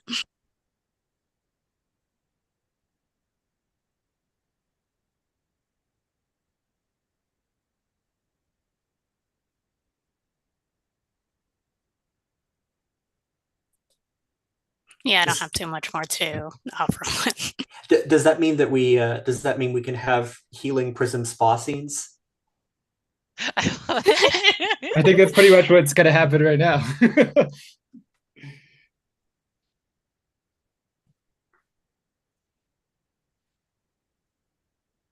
So what does this look like, Violet, helping Polaris to recover? I mean, the affliction is sorrow, right? Yeah, it's a sweet sorrow. Okay. And I figured based on how it was given to me and my action behind it, I wouldn't be surprised if like a sweet sorrow is almost in that sense of like that failure to be helpful in the moment, and almost that kind of thing of failing to accomplish what felt like anything really, when it came to that, especially in trying to free Rosanelle. Okay, that makes sense. Um, so I was thinking, tell me about how this sounds. I was thinking we could, Violet would at some point during downtime, in between parade activities, Violet would take Sarah to one of those basically anime cafes where people just get really fancy desserts. And have a talk basically while I just like keep pushing desserts your way about almost kind of expressing an admiration for how you do it. I guess I just sort of will talk about how I have all of these powers that I've been gifted, and I have all of these responsibilities that I have to live up to. And yet I still can't keep Rose safe. I'm still not really feeling that helpful in a lot of ways, not really when it comes down to it. And I just ask you kind of like how you keep your head up. So it's less about how are you so powerful, and it's more about how do you have such a strong spirit. And I just have this faith in your tenacity and in your persistence that I just kind of express to you. And maybe it just kind of gasses you up a little bit as a side effect. I love that. That's actually a pretty I do think that's a pretty kind of that sounds like a pretty good way to kind of go about it actually. Because yeah, I can imagine that kind of conversation just happening, and Sarah just kind of almost kind of just, I would say, like while eating like a parfait or something here, just kind of with every kind of like kind of mention of something like that would be just take like the spoonful of parfait just kind of stuck in her like in their mouth, while the spoon's kind of almost like dangling a little bit down in like that weird kind of sense of like stopped in thought, stopped in action, taking all this kind of thrown at them, because one, she does not understand being even kind of compliment on that, considering yeah, I have no magical powers. Or really any kind of power, really. And just kind of after a bit of complacency, kind of contemplation, kind of pulling the spoon out of her mouth and like almost kind of holding it out as at like a wand and everything in a weird way, kind of pointing at you, and it's like, and I think like and kind of a pointed thing of like, I don't really think it's all that special. I mean, I just do what I think is right and all, and if I get reprimanded for it, for instance, or she kind of looks at her cut and everything, or if I accidentally get a little hurt, I don't really think too much on that at the time. I just think, what can I do in the moment? And I just hope that I always can make something work out in the end. And I have more of an admiration for kind of what you are able to do. I mean, you're able to kind of go out there and really get in the thick of things and help people. I mean, if you think about it, had you not gone in the way of that monsterish kind of form that I guess Ian was, and all, who knows what would have happened to Rose? I mean, at the end of the day, I mean, it kind of shrugged off my shoe, which, I mean, I don't know what I was expecting that to do, but I mean, at the end of the day, you did save Rose, and I find that pretty spectacular.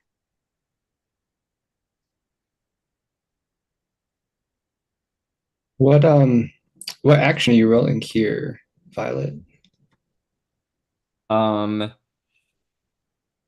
Oh, it would probably be express, unfortunately. Or empathize, but both are pretty bad for me. Or it good, sorry. Or it could even be perceive in a way if you look at it.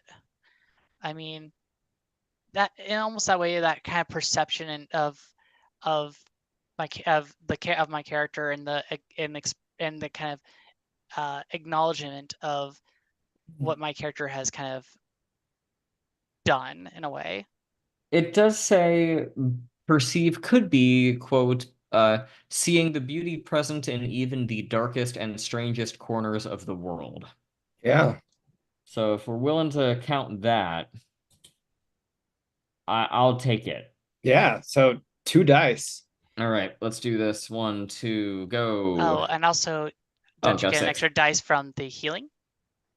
Yeah, that was the 2 dice. Oh, I mean, I got Woo! I mean, I got a 6 anyway, but I can roll again, like one more die to see if it's a critical. Does that make a difference? No, that was the two dice. yeah, Because the one okay. from Perceive and then the one from Healing Space. Okay. Yeah. Well, so no more sweet sorrows here. Ah, fabulous. I forget. I take that link, or do you get that link? I forget how that there because there's like For a helping a singular friend link. recover. What's a critical in this game again? Yeah, so critical is when you roll 2 6s. So Okay. no link in this particular case. Oh shoot. Okay. Oh, okay. Oh I well. thought All right. link. I thought you got a link period when you did that. Whoops. That's fine. Well, anyway, you no longer have the harm at least, so Yay! we'll find other ways to get links. It's cool. Awesome. This seems like a good. So we finished a single round of downtime activities. Seems like a good place to take a break and then pick up the second half of downtime activities. So Yep. 5 minutes is good for everybody. Yep. Sounds Okay. good.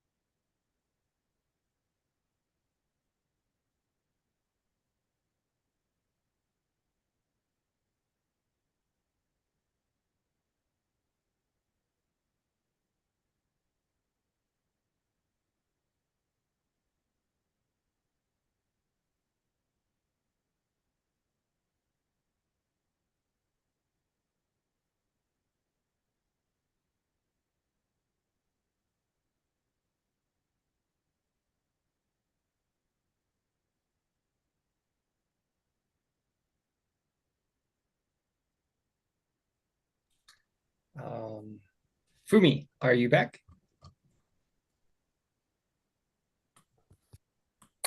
Yeah. Okay, awesome. All right. Round 2 of downtime activities. If anybody has anything they would like to jump into, or we can take a moment to discuss what maybe we want to look at, what that looks like for a group, to make sure we get everything covered that we want to for the whole team. Maybe just go ahead. I mean, I was going to spend my second downtime action to help Adele recover. And then depending on how well that roll works, either Adele is cleared of harm or somebody else can follow up. Do you like the rivals healing each other? That sounds like a great scene. I was going to ask, Adele, I see us interacting in the skybox. Are we sparring or are we playing a game like chess?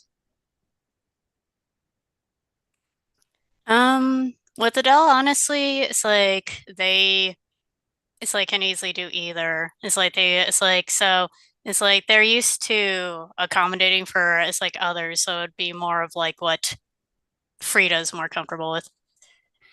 I think Frida is going to try and meet Adele on what she believes Adele's level to be, and offer a game of it's not actually chess.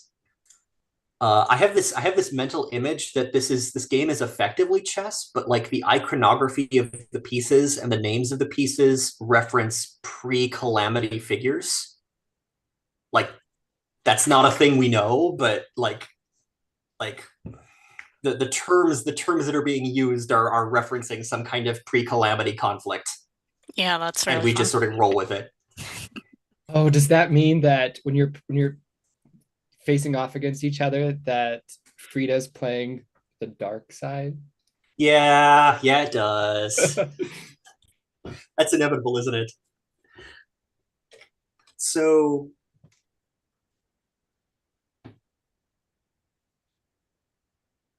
you've been distracted lately ever since the fun house. It's like Adele basically it's like doesn't really answer right away because it's like it's probably their turn at the time. It's like they're staring, engaging at it's like condition of the it's like pieces at the moment before they it's like pick up a piece.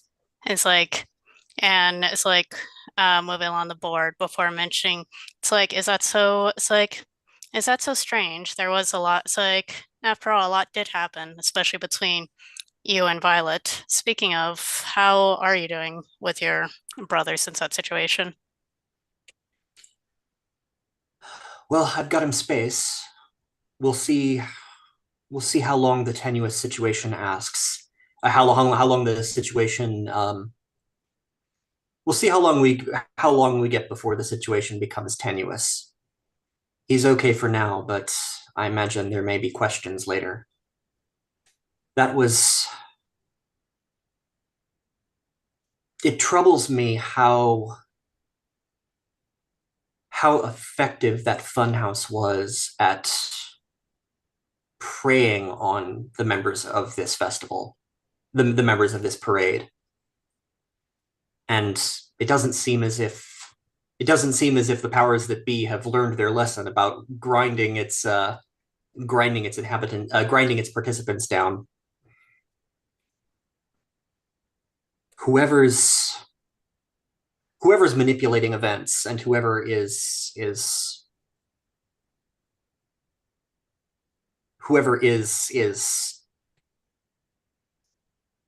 acting for the powers behind the mirror, they are good at ferreting out weakness and exploiting it.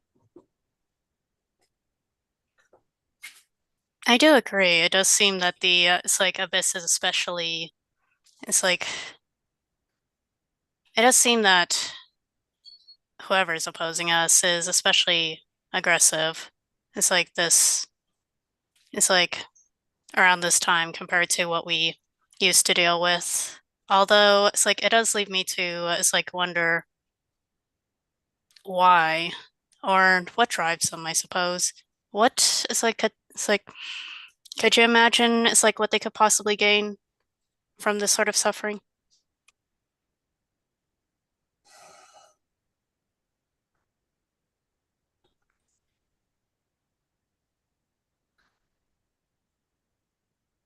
I don't know whether it's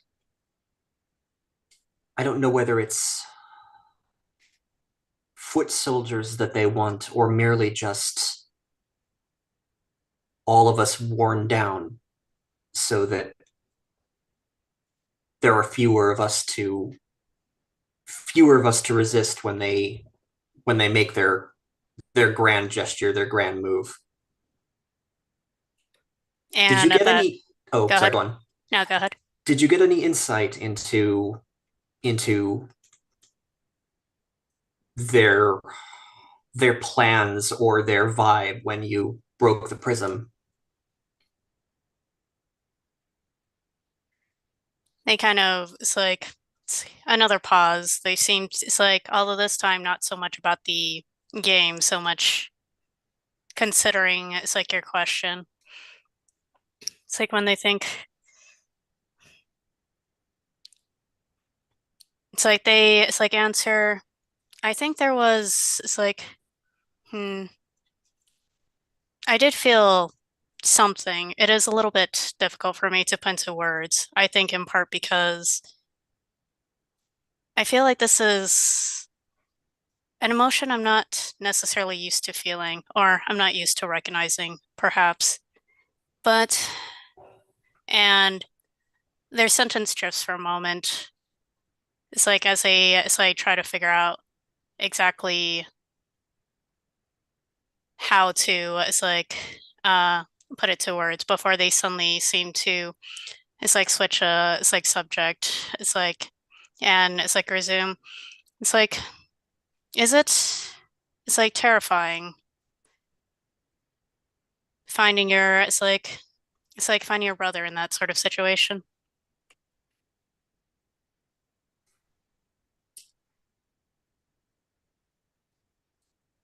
Clarifying. I it is clear that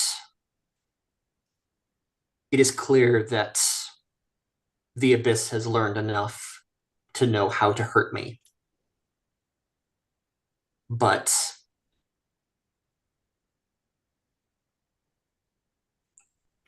I would say alongside the terror is a degree of surety. The mask has fallen off. I do not think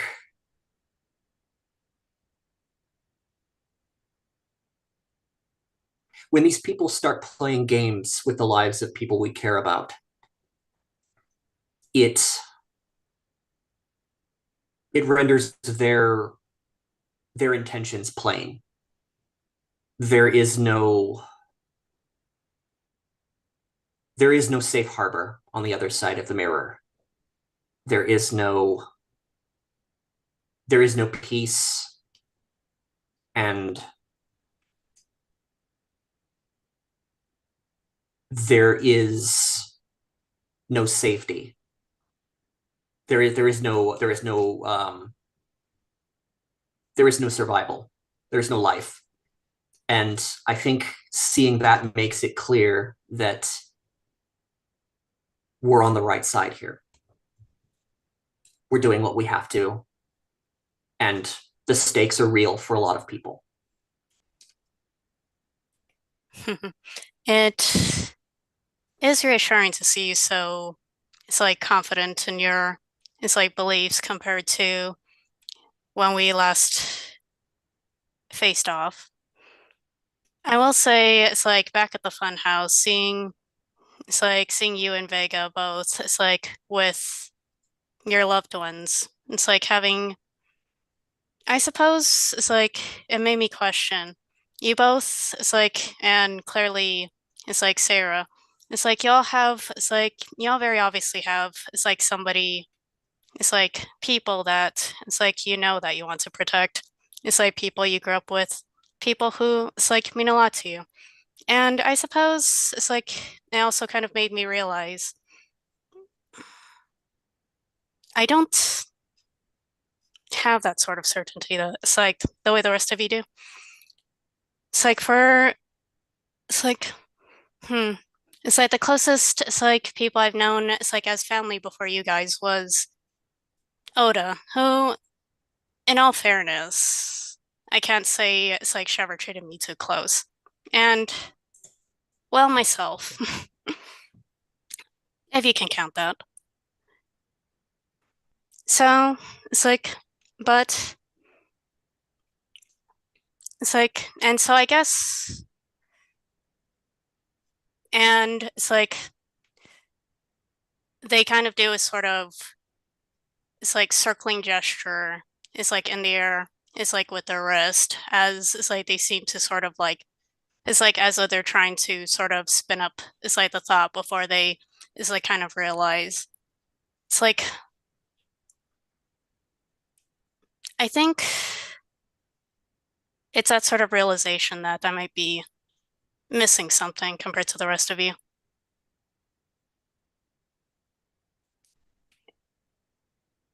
Well, it's like I suppose that's it's like well, I suppose that's something I can explore. It's like more of on my own. It's like in any case, you accuse me of being it's like distracted, but it's like on the other hand, and then they suddenly pick up a piece and put it down. Checkmate.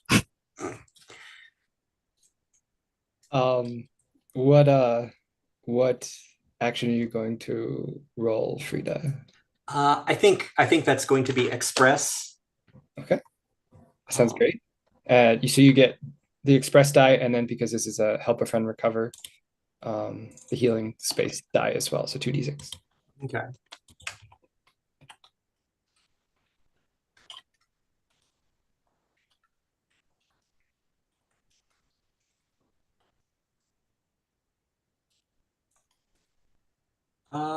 Drat and blast. Well, somebody else gets to play with chess with Adele. I rolled a 4, which is I think 3 pips on 3 pips on your harm clock.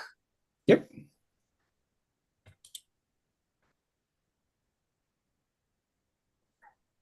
Yeah, I'd say that's not really your fault. I think it's like Adele's also just being kind of resistant. Right. Catty. I think Frida smiles wryly and resets the board and says, "Well, better luck. Better luck. Maybe I'll get you next time." It's like, and Adele just kind of goes, it's like, I was somewhat surprised that you would suggest it's like this of all things, but I do appreciate the time. My father insisted I learn. Said that it was going to be a necessary skill in the circles that we would be traveling. And well, I wasn't going to tell him no to his face. I appreciate the practice, and who knows, maybe it'll come in useful someday. Okay, so that sounds like a great place to cut that scene. Who has an idea for their next downtime activity? I think we have 1, 2, 3, 4, 5 outstanding.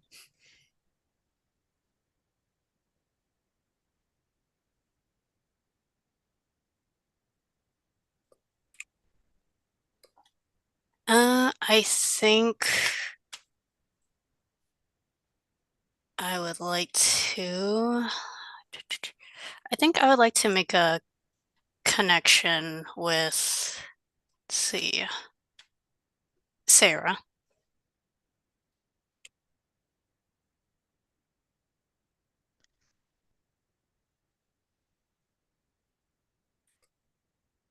Yeah, I think I'll go with that. What is Sarah doing? That is a good question. I would say after the talk that they kind of had with Violet, for all intents and purposes, they are kind of off just kind of in this parade of sorts, just kind of looking around at things, kind of trying to take in the energy of it, and for all intents and purposes, it's just kind of trying to almost blend in a way while looking at things. Trying to blend in. Well, I mean, in the sense of like, how should I put it? They're trying not to do anything stand outish because because at the moment they had their little moment with the sparklers and everything. They're trying to kind of keep a little bit of a lower profile at the moment, just kind of just perusing around at the moment throughout the fairgrounds. Okay, I imagine it's like Adele's sort of suddenly bad habit of theirs. They kind of suddenly like come from behind and just it's like sort of it's like you're it's like for somebody who made such a big show during the parade, you are putting a lot of effort into it's like shrinking into the background again. And at that, just like the sudden kind of like this almost kind of electrical kind of like shock going from their legs up to the top of their heads. They kind of jump in surprise and everything for a moment and turn around. It's like, you could give me a little bit more warning. Wasn't expecting you behind there. Admittedly, I don't think most people do, but it is a bad habit of mine. You're right. In any case, what are you doing, if you don't mind me asking?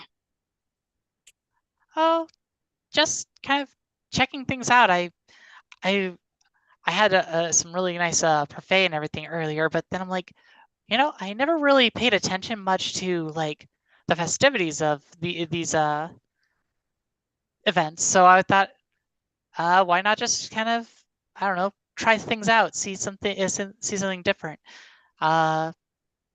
So that's what I'm doing. I don't really know what I'm doing though, because I've never really given myself the time to participate in these before. Oh, then it's like perhaps I should guide you. And it's like Adele's sort of like it's like assuming Sarah is willing and everything sort of like starts I imagine taking them it's like taking them along the fairgrounds and everything sort of is like pointing out to and explaining each of the festivities and how they go about and everything. And in between each of these, I imagine like it's like a bit of another conversation gets peppered in and everything. It's like just sort of it's like I mean, it's like I've given up asking this. It's like quite a times ago after realizing how little that stops you. But why are you so keen into throwing yourself into it's like danger the way you do? Like, what do you mean exactly? Like, I, like joining you guys on the magical journeys and such, or like, I guess I'm not entirely certain what kind of danger you're talking about. Sorry, that was entirely apropos to nothing, wasn't it? But yes, I suppose for it's like a more tangible example. It's like our endeavors at it's like at the fun house and how an Adele kind of sort of doesn't really it's like touch her shoulder but sort of gestures towards and everything. It's like where they had it's like nearly gotten fatal depression from. It's like in shoulder tackling the masked marquis. It's like before continuing throwing yourself into those situations if I'm making any sense. Oh no, that's a little bit more, I guess. So I wasn't entirely off, I guess, with the kind of guess of the magical journeys and such. Well, I mean, what can I say? I just, if I'm not, what if something happens and I'm not there to help out, or, I mean, I just really can't even ignore, for instance, Violet lost their sister and all. I can't just let her sister kind of disappear into the night. I mean,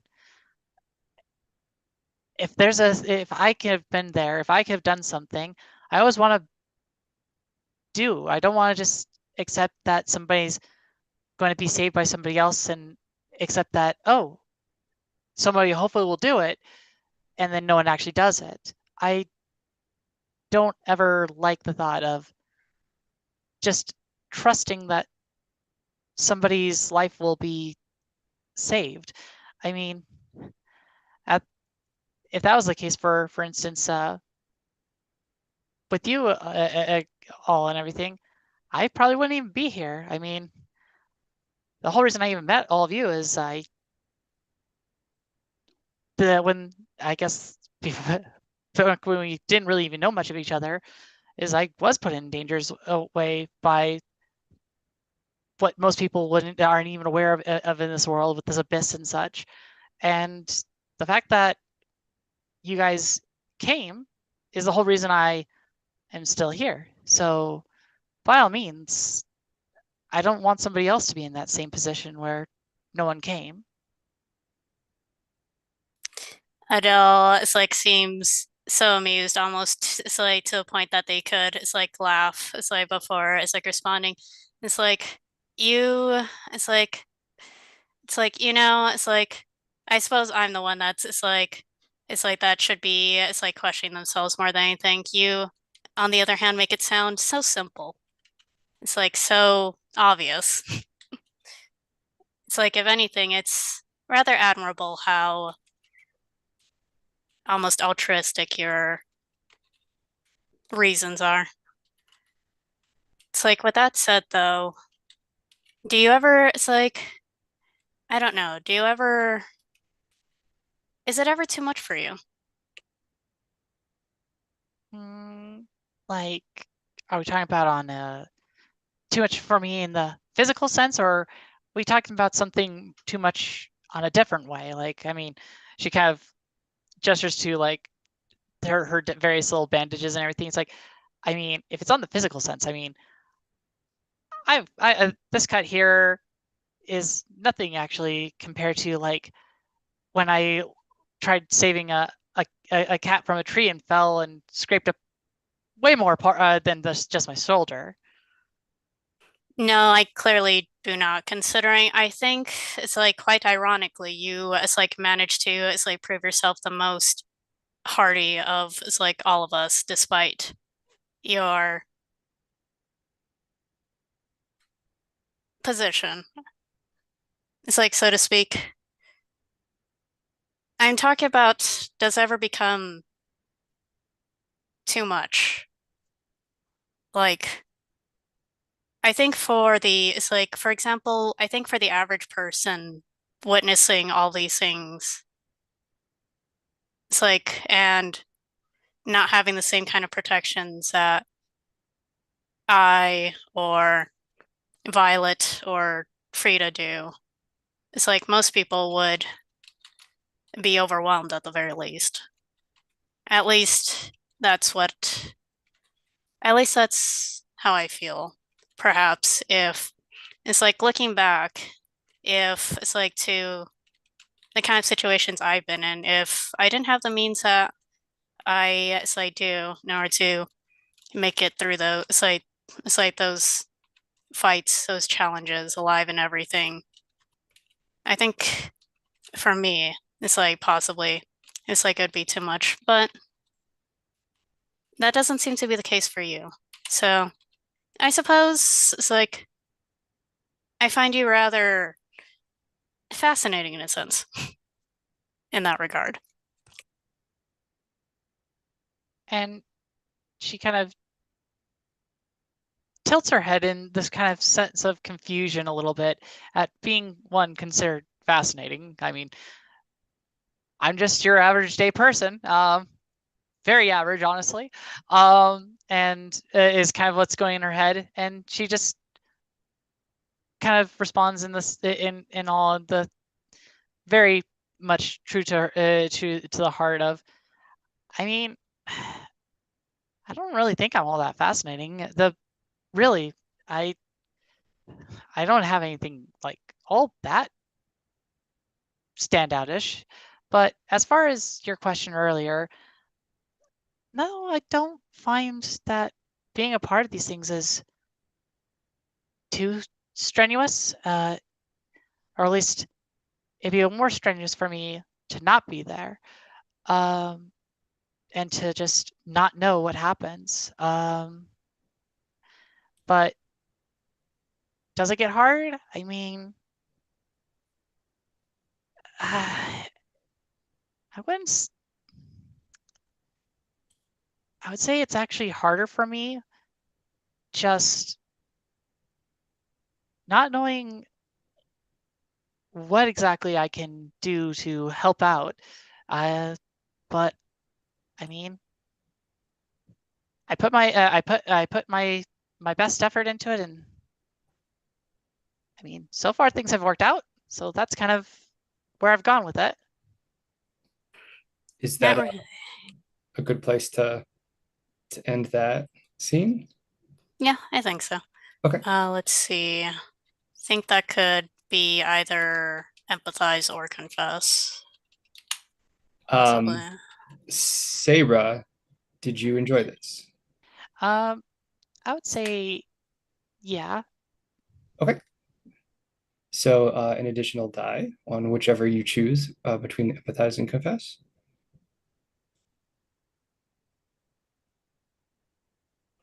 Let's see. I think I'll go with confess because all things considering, I don't think Adele could truly empathize with Sarah's position. Sure. Yeah. Okay. Well, I guess that worked anyway because the 6. Well then, 4 links. Well done. And I guess you could technically just put that as not even Polaris, but just anyone, since it technically can be used for anyone. Oh, so that goes. Those are links for Sarah Polaris, I believe is how it works. Right. I Yeah. forgot. Yeah. Yeah. But with my believe in me, it technically doesn't matter because it can be used on any character as long as it was done by me or received by me. Yes, but take your links. Fine. Yeah, I think it probably helps to keep track of them on your sheet, so that way we know that they can be used for anybody. When they're spent. Cool. Okay. So I think Adele has 1 more, Sarah has 2 more, and Violet has 1 more. Downtime activity. Do you want to go first, Violet, or should I just kind of wing it here? Oh, muted. Sorry, I was gonna say I have no idea what I want to do. I've been looking here. So if you have an idea, feel free to take it away. Otherwise, I suppose I could do some investigation on. Rose said that there was someone who came from a mirror. You said, I think, right, Danny, who kind of got all this started. I think so. That she received some gifts, and then somebody kind of reached out to her through the mirror itself. And then also from a previous scene, Violet was given a gift, supposedly based on the based on the whisper, that it was similar to or the same kind of gift that Rose received. Okay, right. I suppose I could do an investigation clock to see about figuring out who the person from the mirror is if we don't have an identity already.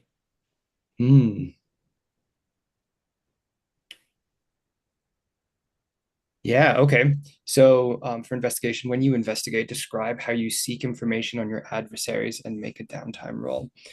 So how is Violet going about this?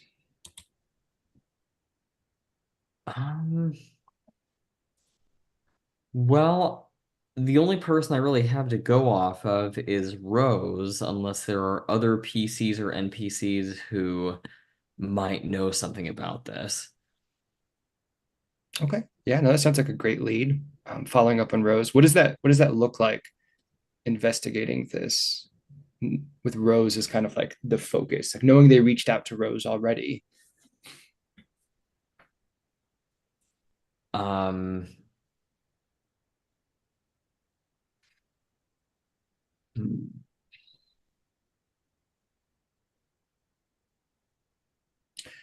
If I it, mean, go ahead. oh, it's okay. Go ahead. I didn't have anything. I was just thinking Oh, maybe there was um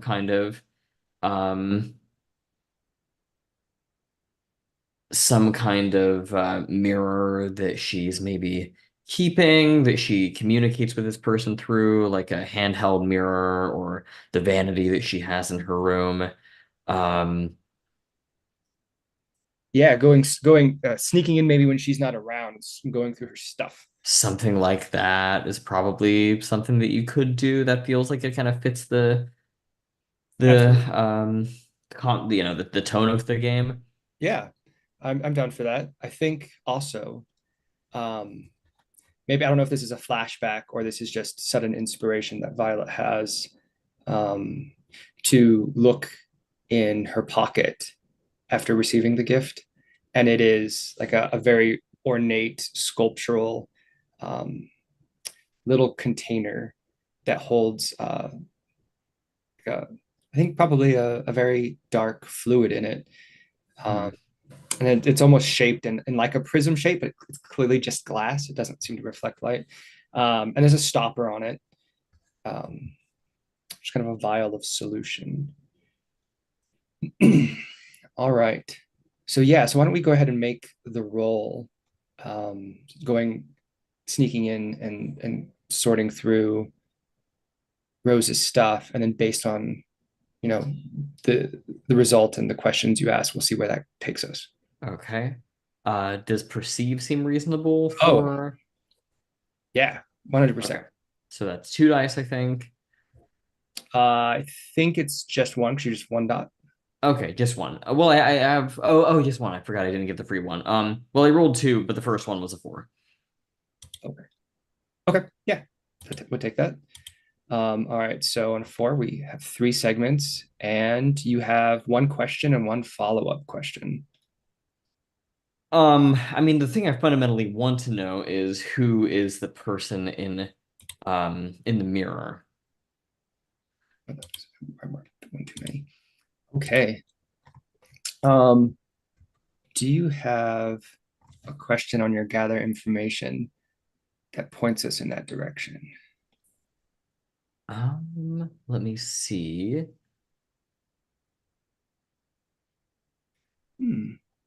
I think we could leverage what is most dangerous here towards that.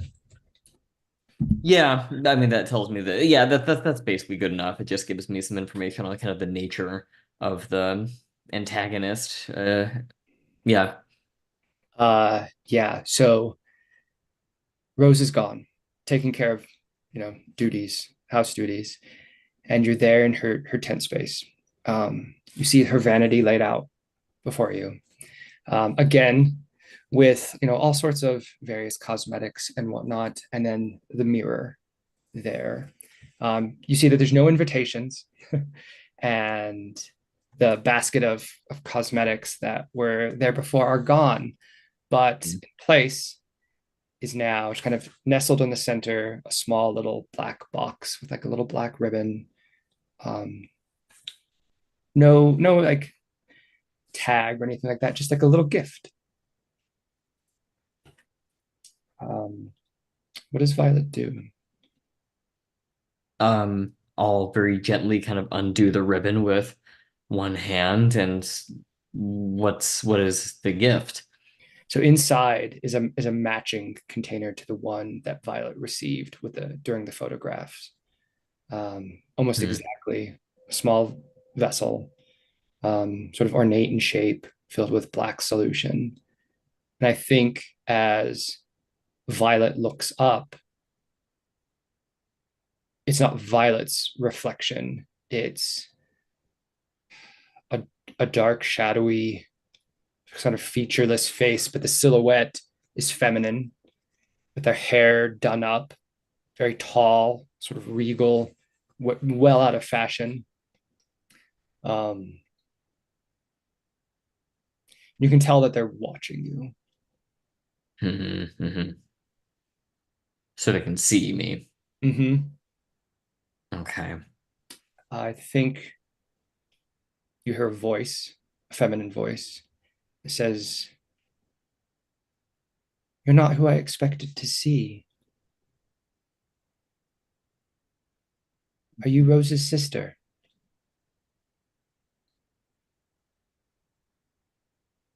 I am. And what is your name? I've carried many names over time.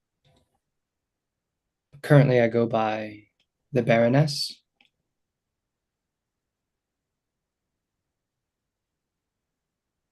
What do you want with Rose, Baroness? Rose has been in a lot of pain. There's so much suffering on that side. Isn't there, Rose's sister? I just wanted to help. I can take that away. What are your sorrows? What moves you? What troubles you? Those are private details that I don't reveal to just anyone, Baroness. Fair. I understand. Please forgive me. I pressed too hard. I understand that behavior there is very tightly orchestrated. You're not allowed to share things freely. You're not allowed to be expressive and beautiful.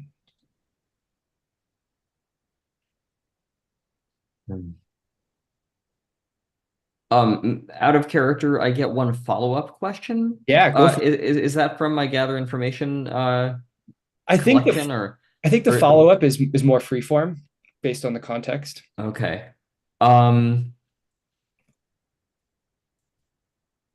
But you can certainly choose one, right? From your I mean, the follow-up question is, what is the Baroness's plans for Rose? Oh, sure. So the Baroness says, I have other things to attend to. Many people need what I have to offer. Be sure that Rose gets that gift.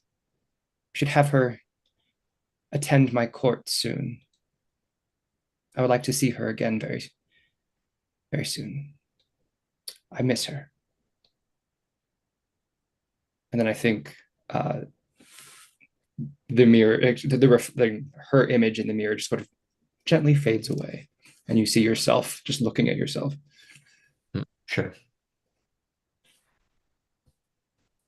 I think that answered your question. I think so. So just to make sure, her plans for Rose, they were, I didn't quite grasp them exactly. If you had to summarize them, what does she basically want for her? Yeah, no problem. She wants Rose to fall again under her enchantment and spell and to return to her court. Oh, I see. Okay. That makes sense. Yeah. Cool. I think I'm good on my end.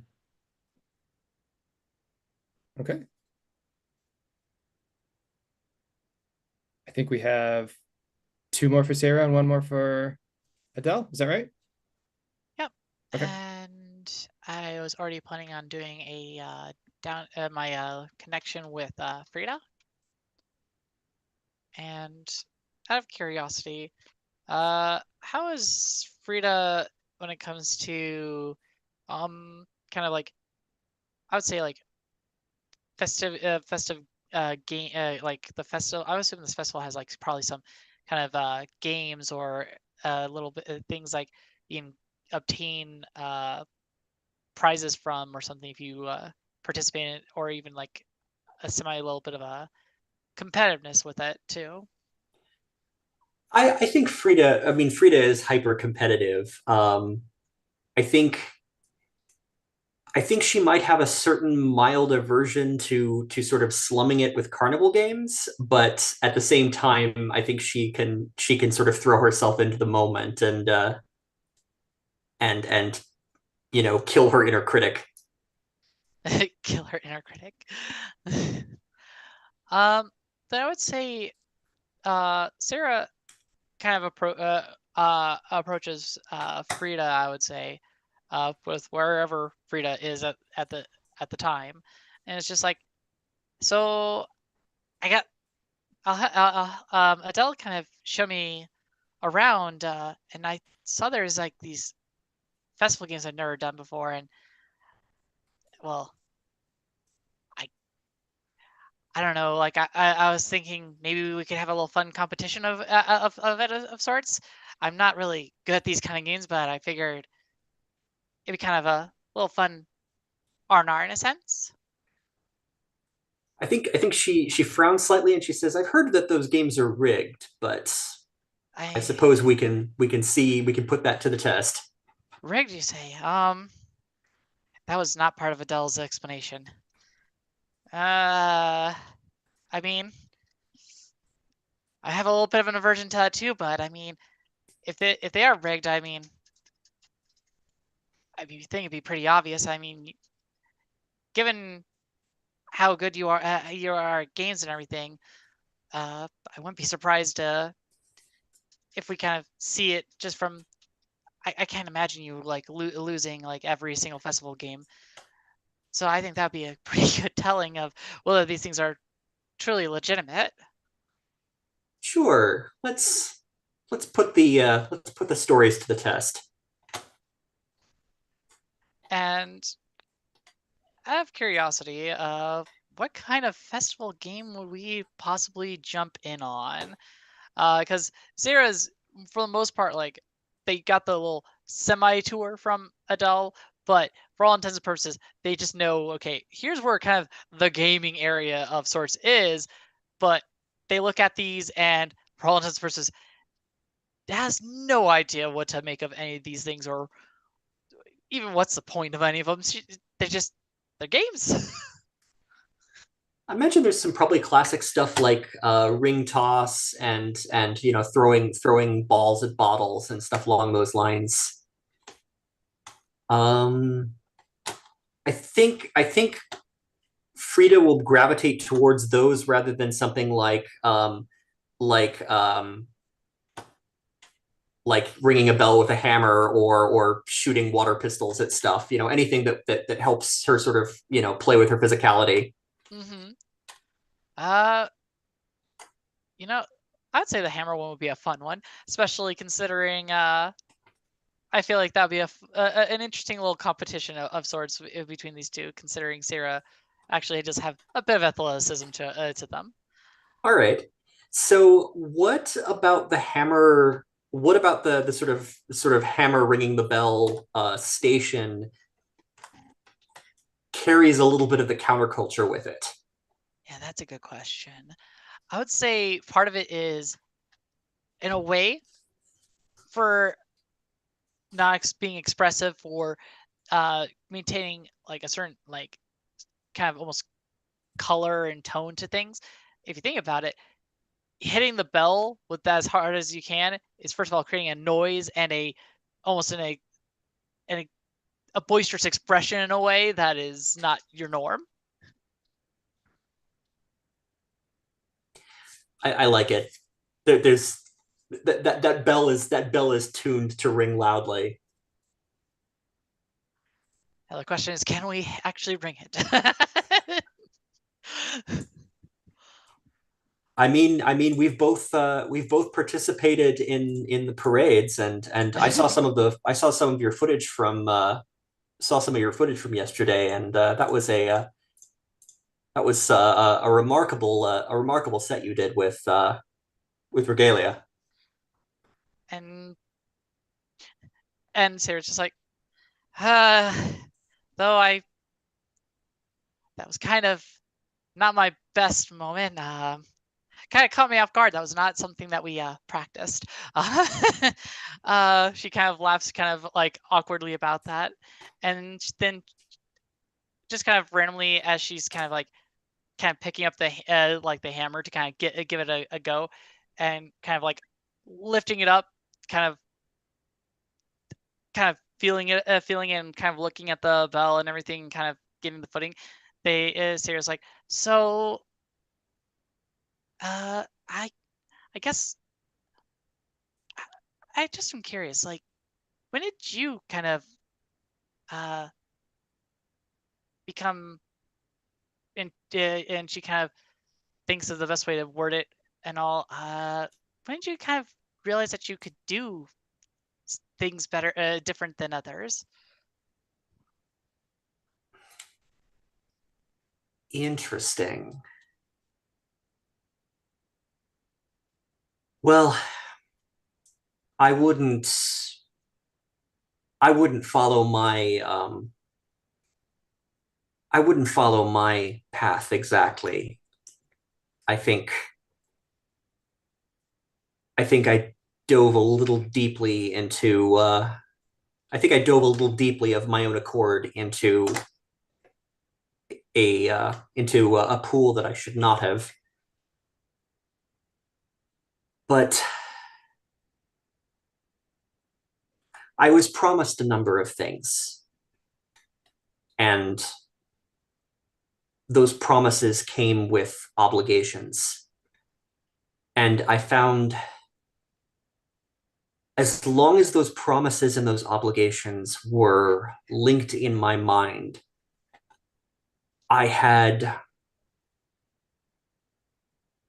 think I was selling myself short. I think I was operating on their terms, not mine.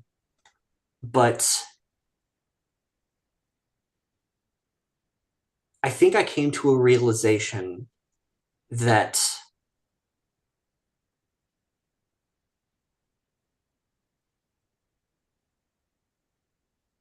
if I hadn't had some innate ability, they would never have approached me. And that gave me the insight to turn things around, take them on my terms,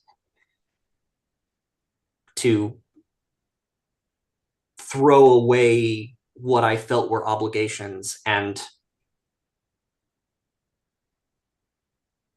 take better stock of who I was, who I wanted to be. And as you kind of finish that, Sarah kind of silently gets thinks for a moment before kind of putting their full body kind of slamming down with the hammer and everything onto the I guess the little pedestal of sorts that and all, and I would say the weight kind of moves upward and barely kind of like kind of almost like seems like it kind of is like lightly kind of almost playfully touching the bell, but never actually hitting it before sliding back down. And Sarah just kind of lets out a little bit of a kind of a tired kind of gasp at that, and putting down the hammer and being like, well, you say that like, I understand, like, your situation and all was not on your terms per se, and like things were different, but the way I see it is your struggle and your experiences is what made you one, yourself, and the tenacity that you have. But I find it that you defying it and really coming to find what you want, to becoming your own person, really kind of makes you, how should I put it, those experiences made you stronger, more resilient, somebody who faced adversity and also, sure, it would be better if you hadn't gone even through any of that. But if anything, I find that it shows the strength of your character in a way. And if anything, I would, if I was the person that you left, I would be a lot more frightened. Somebody openly defying something like that and not being afraid and not looking back, I don't know, that would be a terrifying thing having on the other side against me. I can only hope. But there are many paths. There are many paths to that kind of power. I think I am deeply envious of the degree to which you approach these troubles heart forward.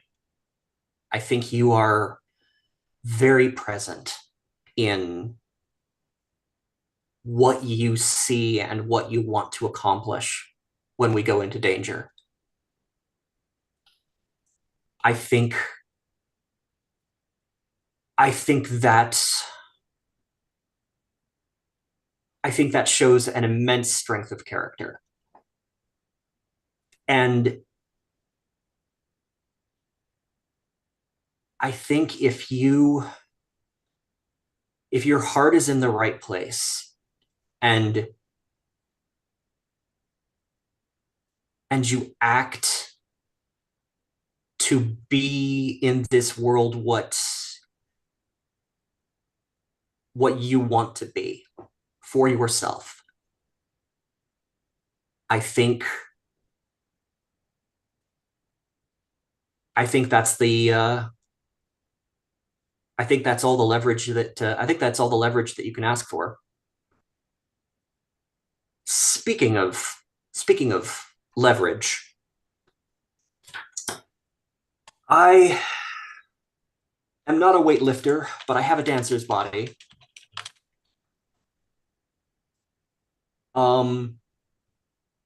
But I think she runs. I think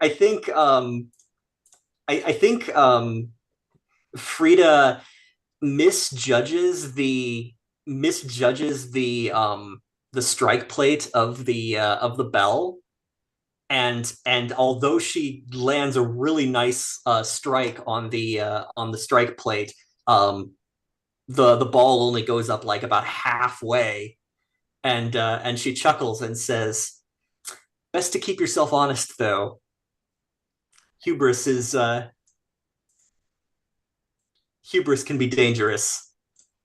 And Sarah just kind of laughing at that. It's like, and see,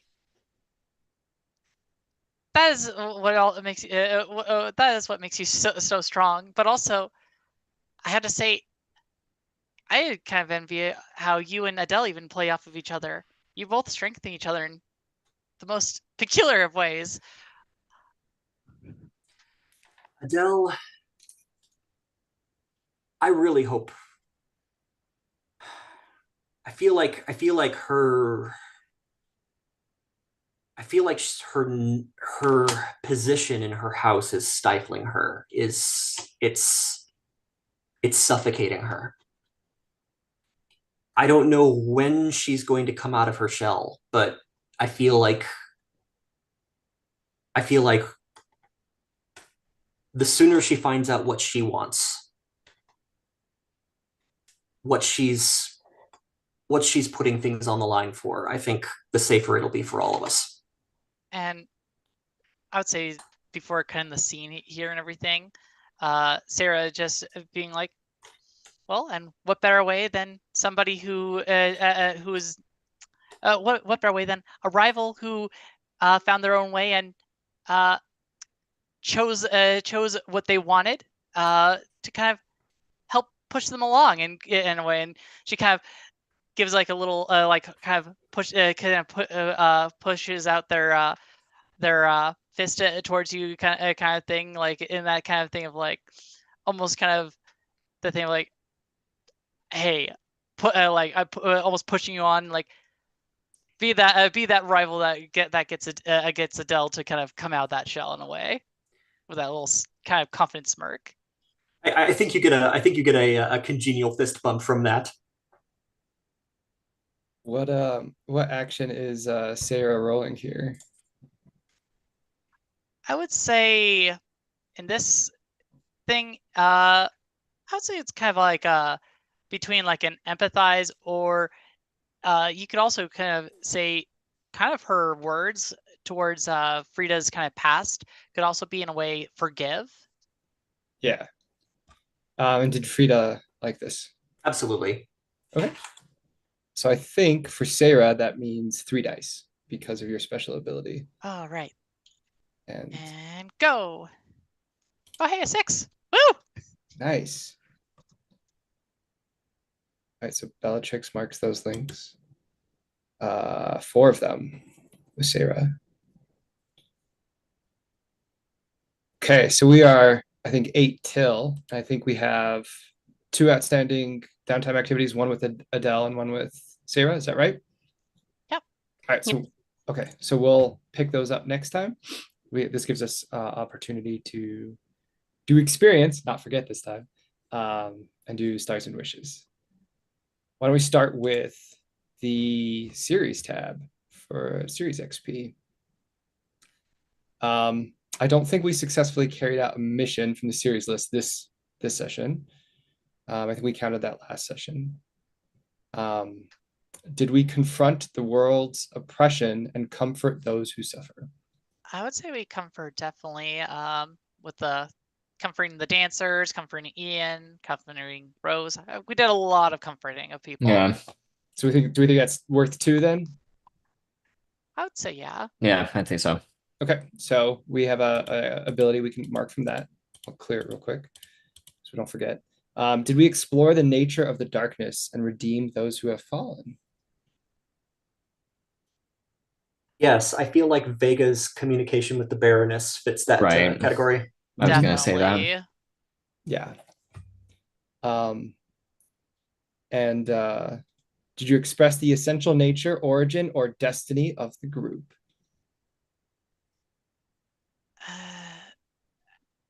I guess it kind of depends on a little bit of like the essential like nature, origin, and destiny. Because like if you think about it, the origin, there was a few things with like in talks of like how we all even became as a group, an acknowledgement of things like Frida's past, acknowledgement of my past with how the group saved me and all that stuff. So it depends on how you interpret it. I feel like, yeah, Sarah's downtime with Frida felt like it ticked that box. Sounds good to me. Did we have an ability that we were holding out on last time that we wanted to grab right away? I can't remember. I think Fumi was making a strong case for redemption at character creation. Oh yeah, I think that. Yeah, I think redemption was it. Ooh, nice. Is everybody okay with that, or do we want opportunity to review these and we can talk about it at the beginning of next session?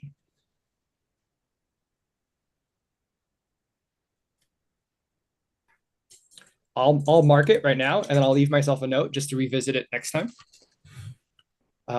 Who would like to go over their character's XP first? I think I can real quick. So mine is you addressed a challenge with kindness or self-sacrifice. I'm inclined to say 1 XP for that, just in the way that I interacted with Rose. Especially when I was trying to be validating and empathetic, when she was talking about what led up to her falling in with what we now know to be the Baroness. And I guess it kind of depends on the interpretation of kindness, because the interaction that Sarah had with Violet would be considered kindness on Sarah's part. Sarah would have interpreted that as a kindness. I was definitely kind, that is true. I is it addressing a challenge exactly? I mean, It's a kind of a group challenge in a way. I don't know. It depends on how you look at it. Once again, I leave that up to the DM on that one. Yeah, these are so tough to decide on. What do you think, Danny? I think even if that we don't count that one, I think we saw a lot of Violet caring about Rose, and I don't know if it was necessarily explicitly expressed, but I kept on feeling like I was picking up vibes of like I want to help Rose, but I also got to step back and like I can't just do that, which I thought was great. Right. So I think it's worth two. Okay, we'll do two then. You expressed your beliefs, drives, role, or background.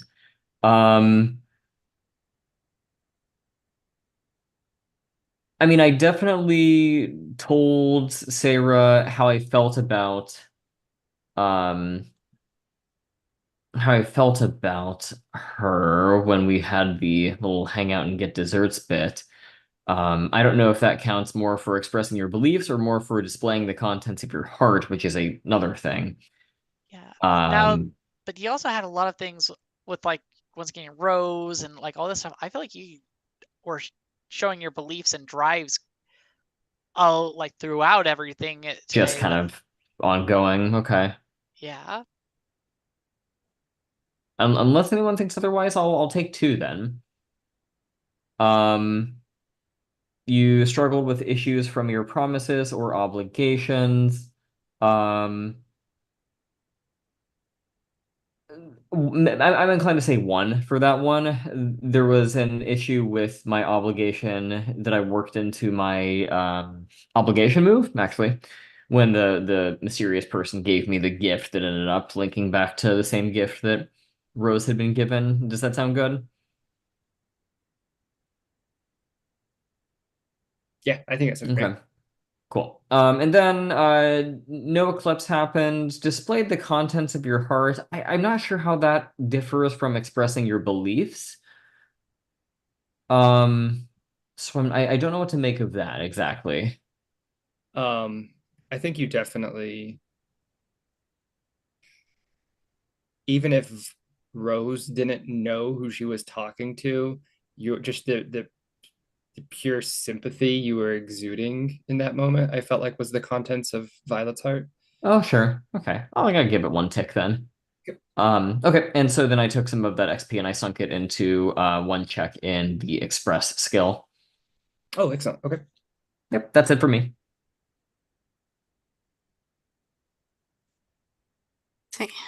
I can go ahead and go next unless someone else wants to. Let's see, you addressed a challenge with understanding or coordination. I would say at least one in addressing it's like one noble lady with the investigation. You expressed your beliefs, drives, role, and background. I would say, yeah, pretty repeatedly. It's like throughout. It's like the downtime especially, so I would say 2 XP if no one has any objections. You struggled with issues from your promises or obligation. That one's a little bit hard to say considering Adele rolled a 6 in obligation, but they did kind of it's like come to confess about like some of their burdens with it's like carrying out the expectations of their house. So I'd say it's like probably 1 XP for that one.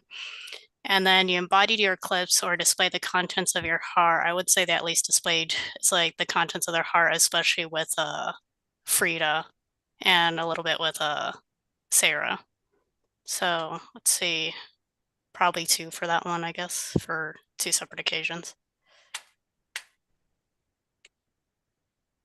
And yeah, I think that's good for me.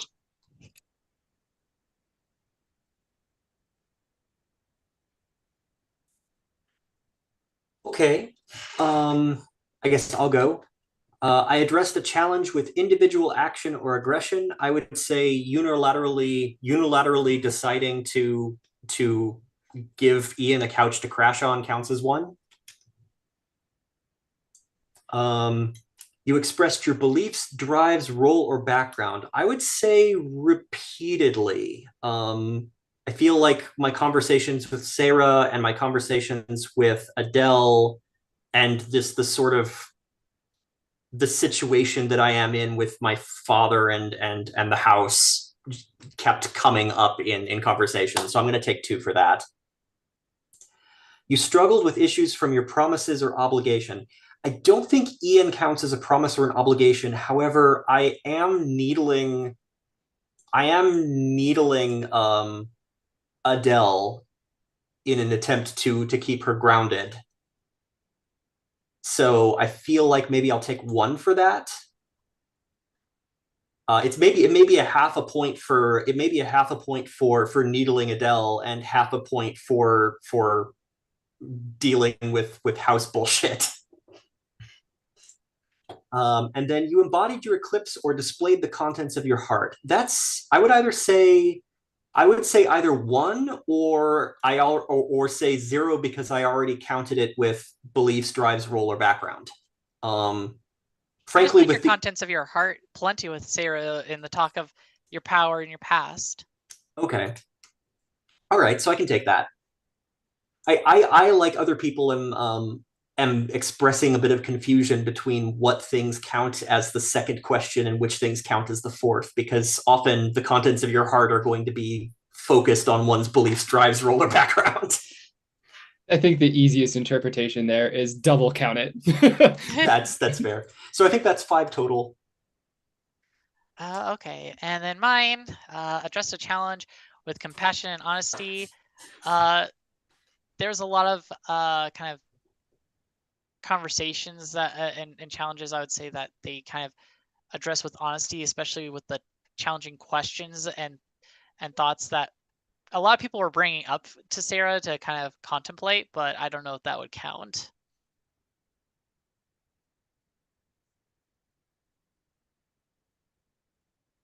I'm sorry, can you ask that again? So like I have, like, when it comes to like address a challenge with compassion or honesty, the thing is, like, she definitely addressed a lot of, like, in what she would have interpreted as challenges of, like, the kind of questions and thoughts that people had brought up with them, and answered rather honestly of her perspective of it. But I don't know if that would count. I feel like it would definitely count, and it probably counts for 2. Let's see here. And then expressed your beliefs, drives, roles, and background. Throughout the entire thing, was expressing my entire beliefs, my drive for why I'm doing everything I do, and even my background. So that's a easy 2 there. And then you struggled with issues from your promises or obligation. Struggled a lot with the obligation. Still struggling with that. That is something that is still being internalized. Along with that, they're struggling with their. They even vocally mentioned their struggle with the promise in a way of how they were helpless to with not being able to help Violet in a sense, and her promise of trying to basically help and protect Violet. So I would say that's a definite. And then display the contents of your heart. That's going to be almost all the time, because her heart is always on her shoulder for a lot of different things, especially when coming up with why you do what you do. Yep, it's out there.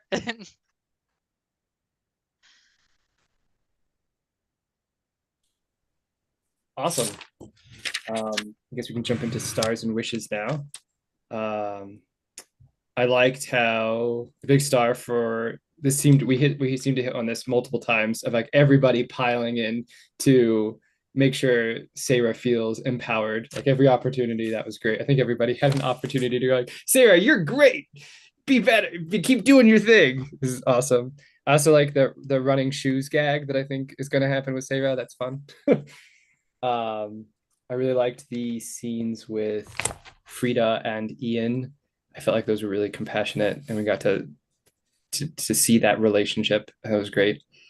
I also liked David, how you worked in that suggestion with the obligation. I thought that was great. I thought it was really interesting to make Violet vulnerable in that way. I really enjoyed that. And then I also really enjoyed especially Violet's scene with Sarah, which is like, have some more food. Like, you deserve this. You're great. It was awesome. It was really sweet. I also like, I think I touched on this a little last time as well, but I really like how Adele is just keep it together. Keep it together. Like I'm just controlled and focused, and that's what I will be. Except when dealing with snotty nobles, then it slips a little bit, which is awesome. Uh yeah, so I'm excited to see next time what kind of mission we go on based on all the bits of pieces of information that we've gathered so far. So I'm excited to see what happens next. I can go next. Big stars too. It's like everybody. I really enjoyed seeing all the deeper interpersonal, it's like scenes and everything with. It's like everybody is like interspersed along. It's like all the investigative scenes and trying to figure out what in the world is going on. Why is Ep5 so aggressive this time around? And it's like discovering the Baroness and everything. But yeah, it's like really enjoyed. It's like everybody's characters going. It's like having it's like sort of I guess more insight into like each and everyone's relationships with each other. So really enjoyed that. Wishes. It's like honestly just it's like see more of everything. It's like it's been a blast.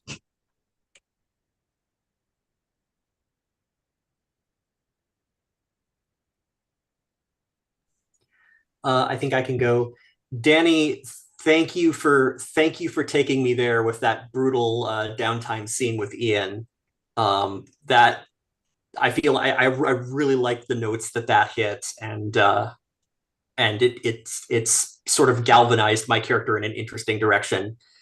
Um, David, I like early on you had you described your character's reaction in terms of a manga panel or a quick anime shot, and I like that sort of regrounding it in genre and sort of using those tools to explore the space. Um, Sarah, it was heartbreaking the bit when you, in your obligation, where the bombshell got dropped on you about Marie, and just your expression and your reaction of trying to keep a brave face but being thrown for a loop there. I thought that was I thought that was a very neat beat to hit, and Alhena, just heart to taking the healing action with Frida in the direction of opening up about connections and detachment, because I did have to stop and look at the character sheet and go, right, your secondary characters are mentorship related. You don't have a character in your orbit that you're as emotionally connected to as the other players, and it suddenly gave me more of a sense of what's going on, what's making your character tick. um Wishes, i oh yeah, I'm very curious to hear what's going on with that. I feel like you're holding something to your chest about harmony, and I'm curious to hear more about that. Let's call that a wish. And also, I see that the Abyss is real good at pushing our buttons, and I'm excited to see more of that because we keep putting ourselves in compromised positions. That's me.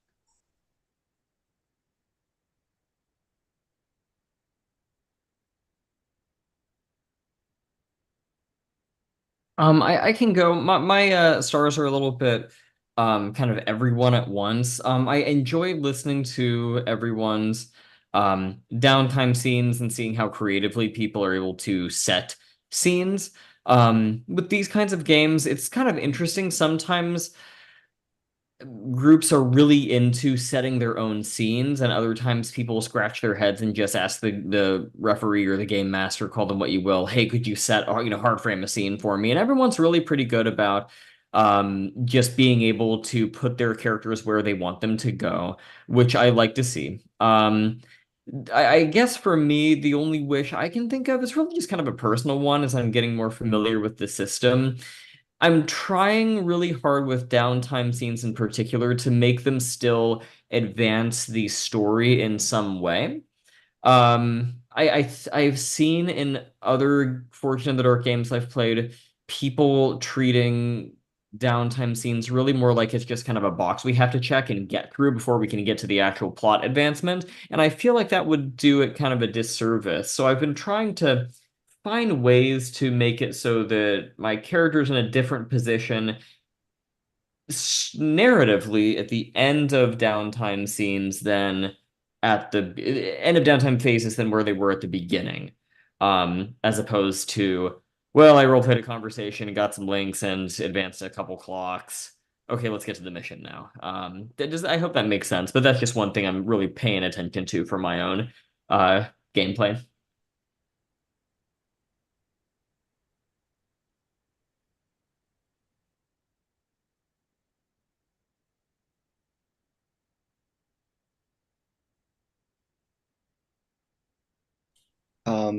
No, that's excellent. Oh, It's a whoopsie! great note. I forgot. I forgot to start talk. I had myself muted. I Oh, was okay. talking this entire. Oh my goodness. Yeah, the stars for me. I found like I really enjoyed the narratively how the group was all kind of moving forward as a kind of understanding each other, understanding what bits of like what may or may not have each character's motivations in this gambit we're all playing. And I loved just in general everybody's character being rather true to what they want to kind of like express. I loved Violet's moment with the abyss.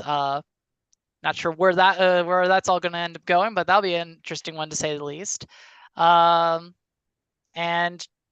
love being thrown off guard with sudden, hey, let's start off with you're going to be losing your best friend potentially here.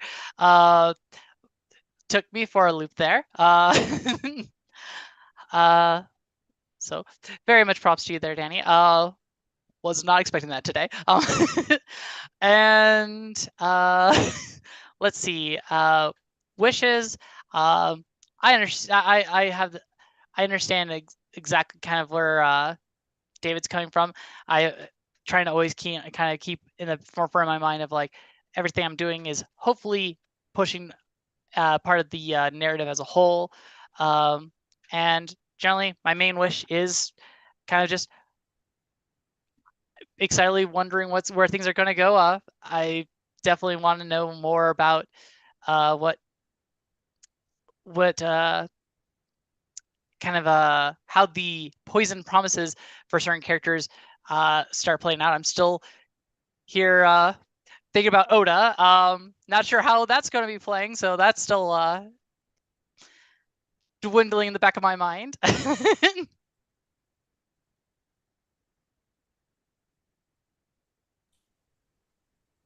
Awesome. Yeah, that's great. So I've noticed that people have been taking use of the notes section, which is awesome. That helps me a lot. Also, a lot of our open-ended questions / investigation I've also been keeping tab of. So on the director's tab, feel free to look at my notes. It's just the information you already know. So feel free to look at that if you would like. It's up to you. And that's all I have, I think. Does somebody have anything else? Awesome. All right. Good. See you all next week. Cool. Take good care, everyone. Have a good one. Be well, folks.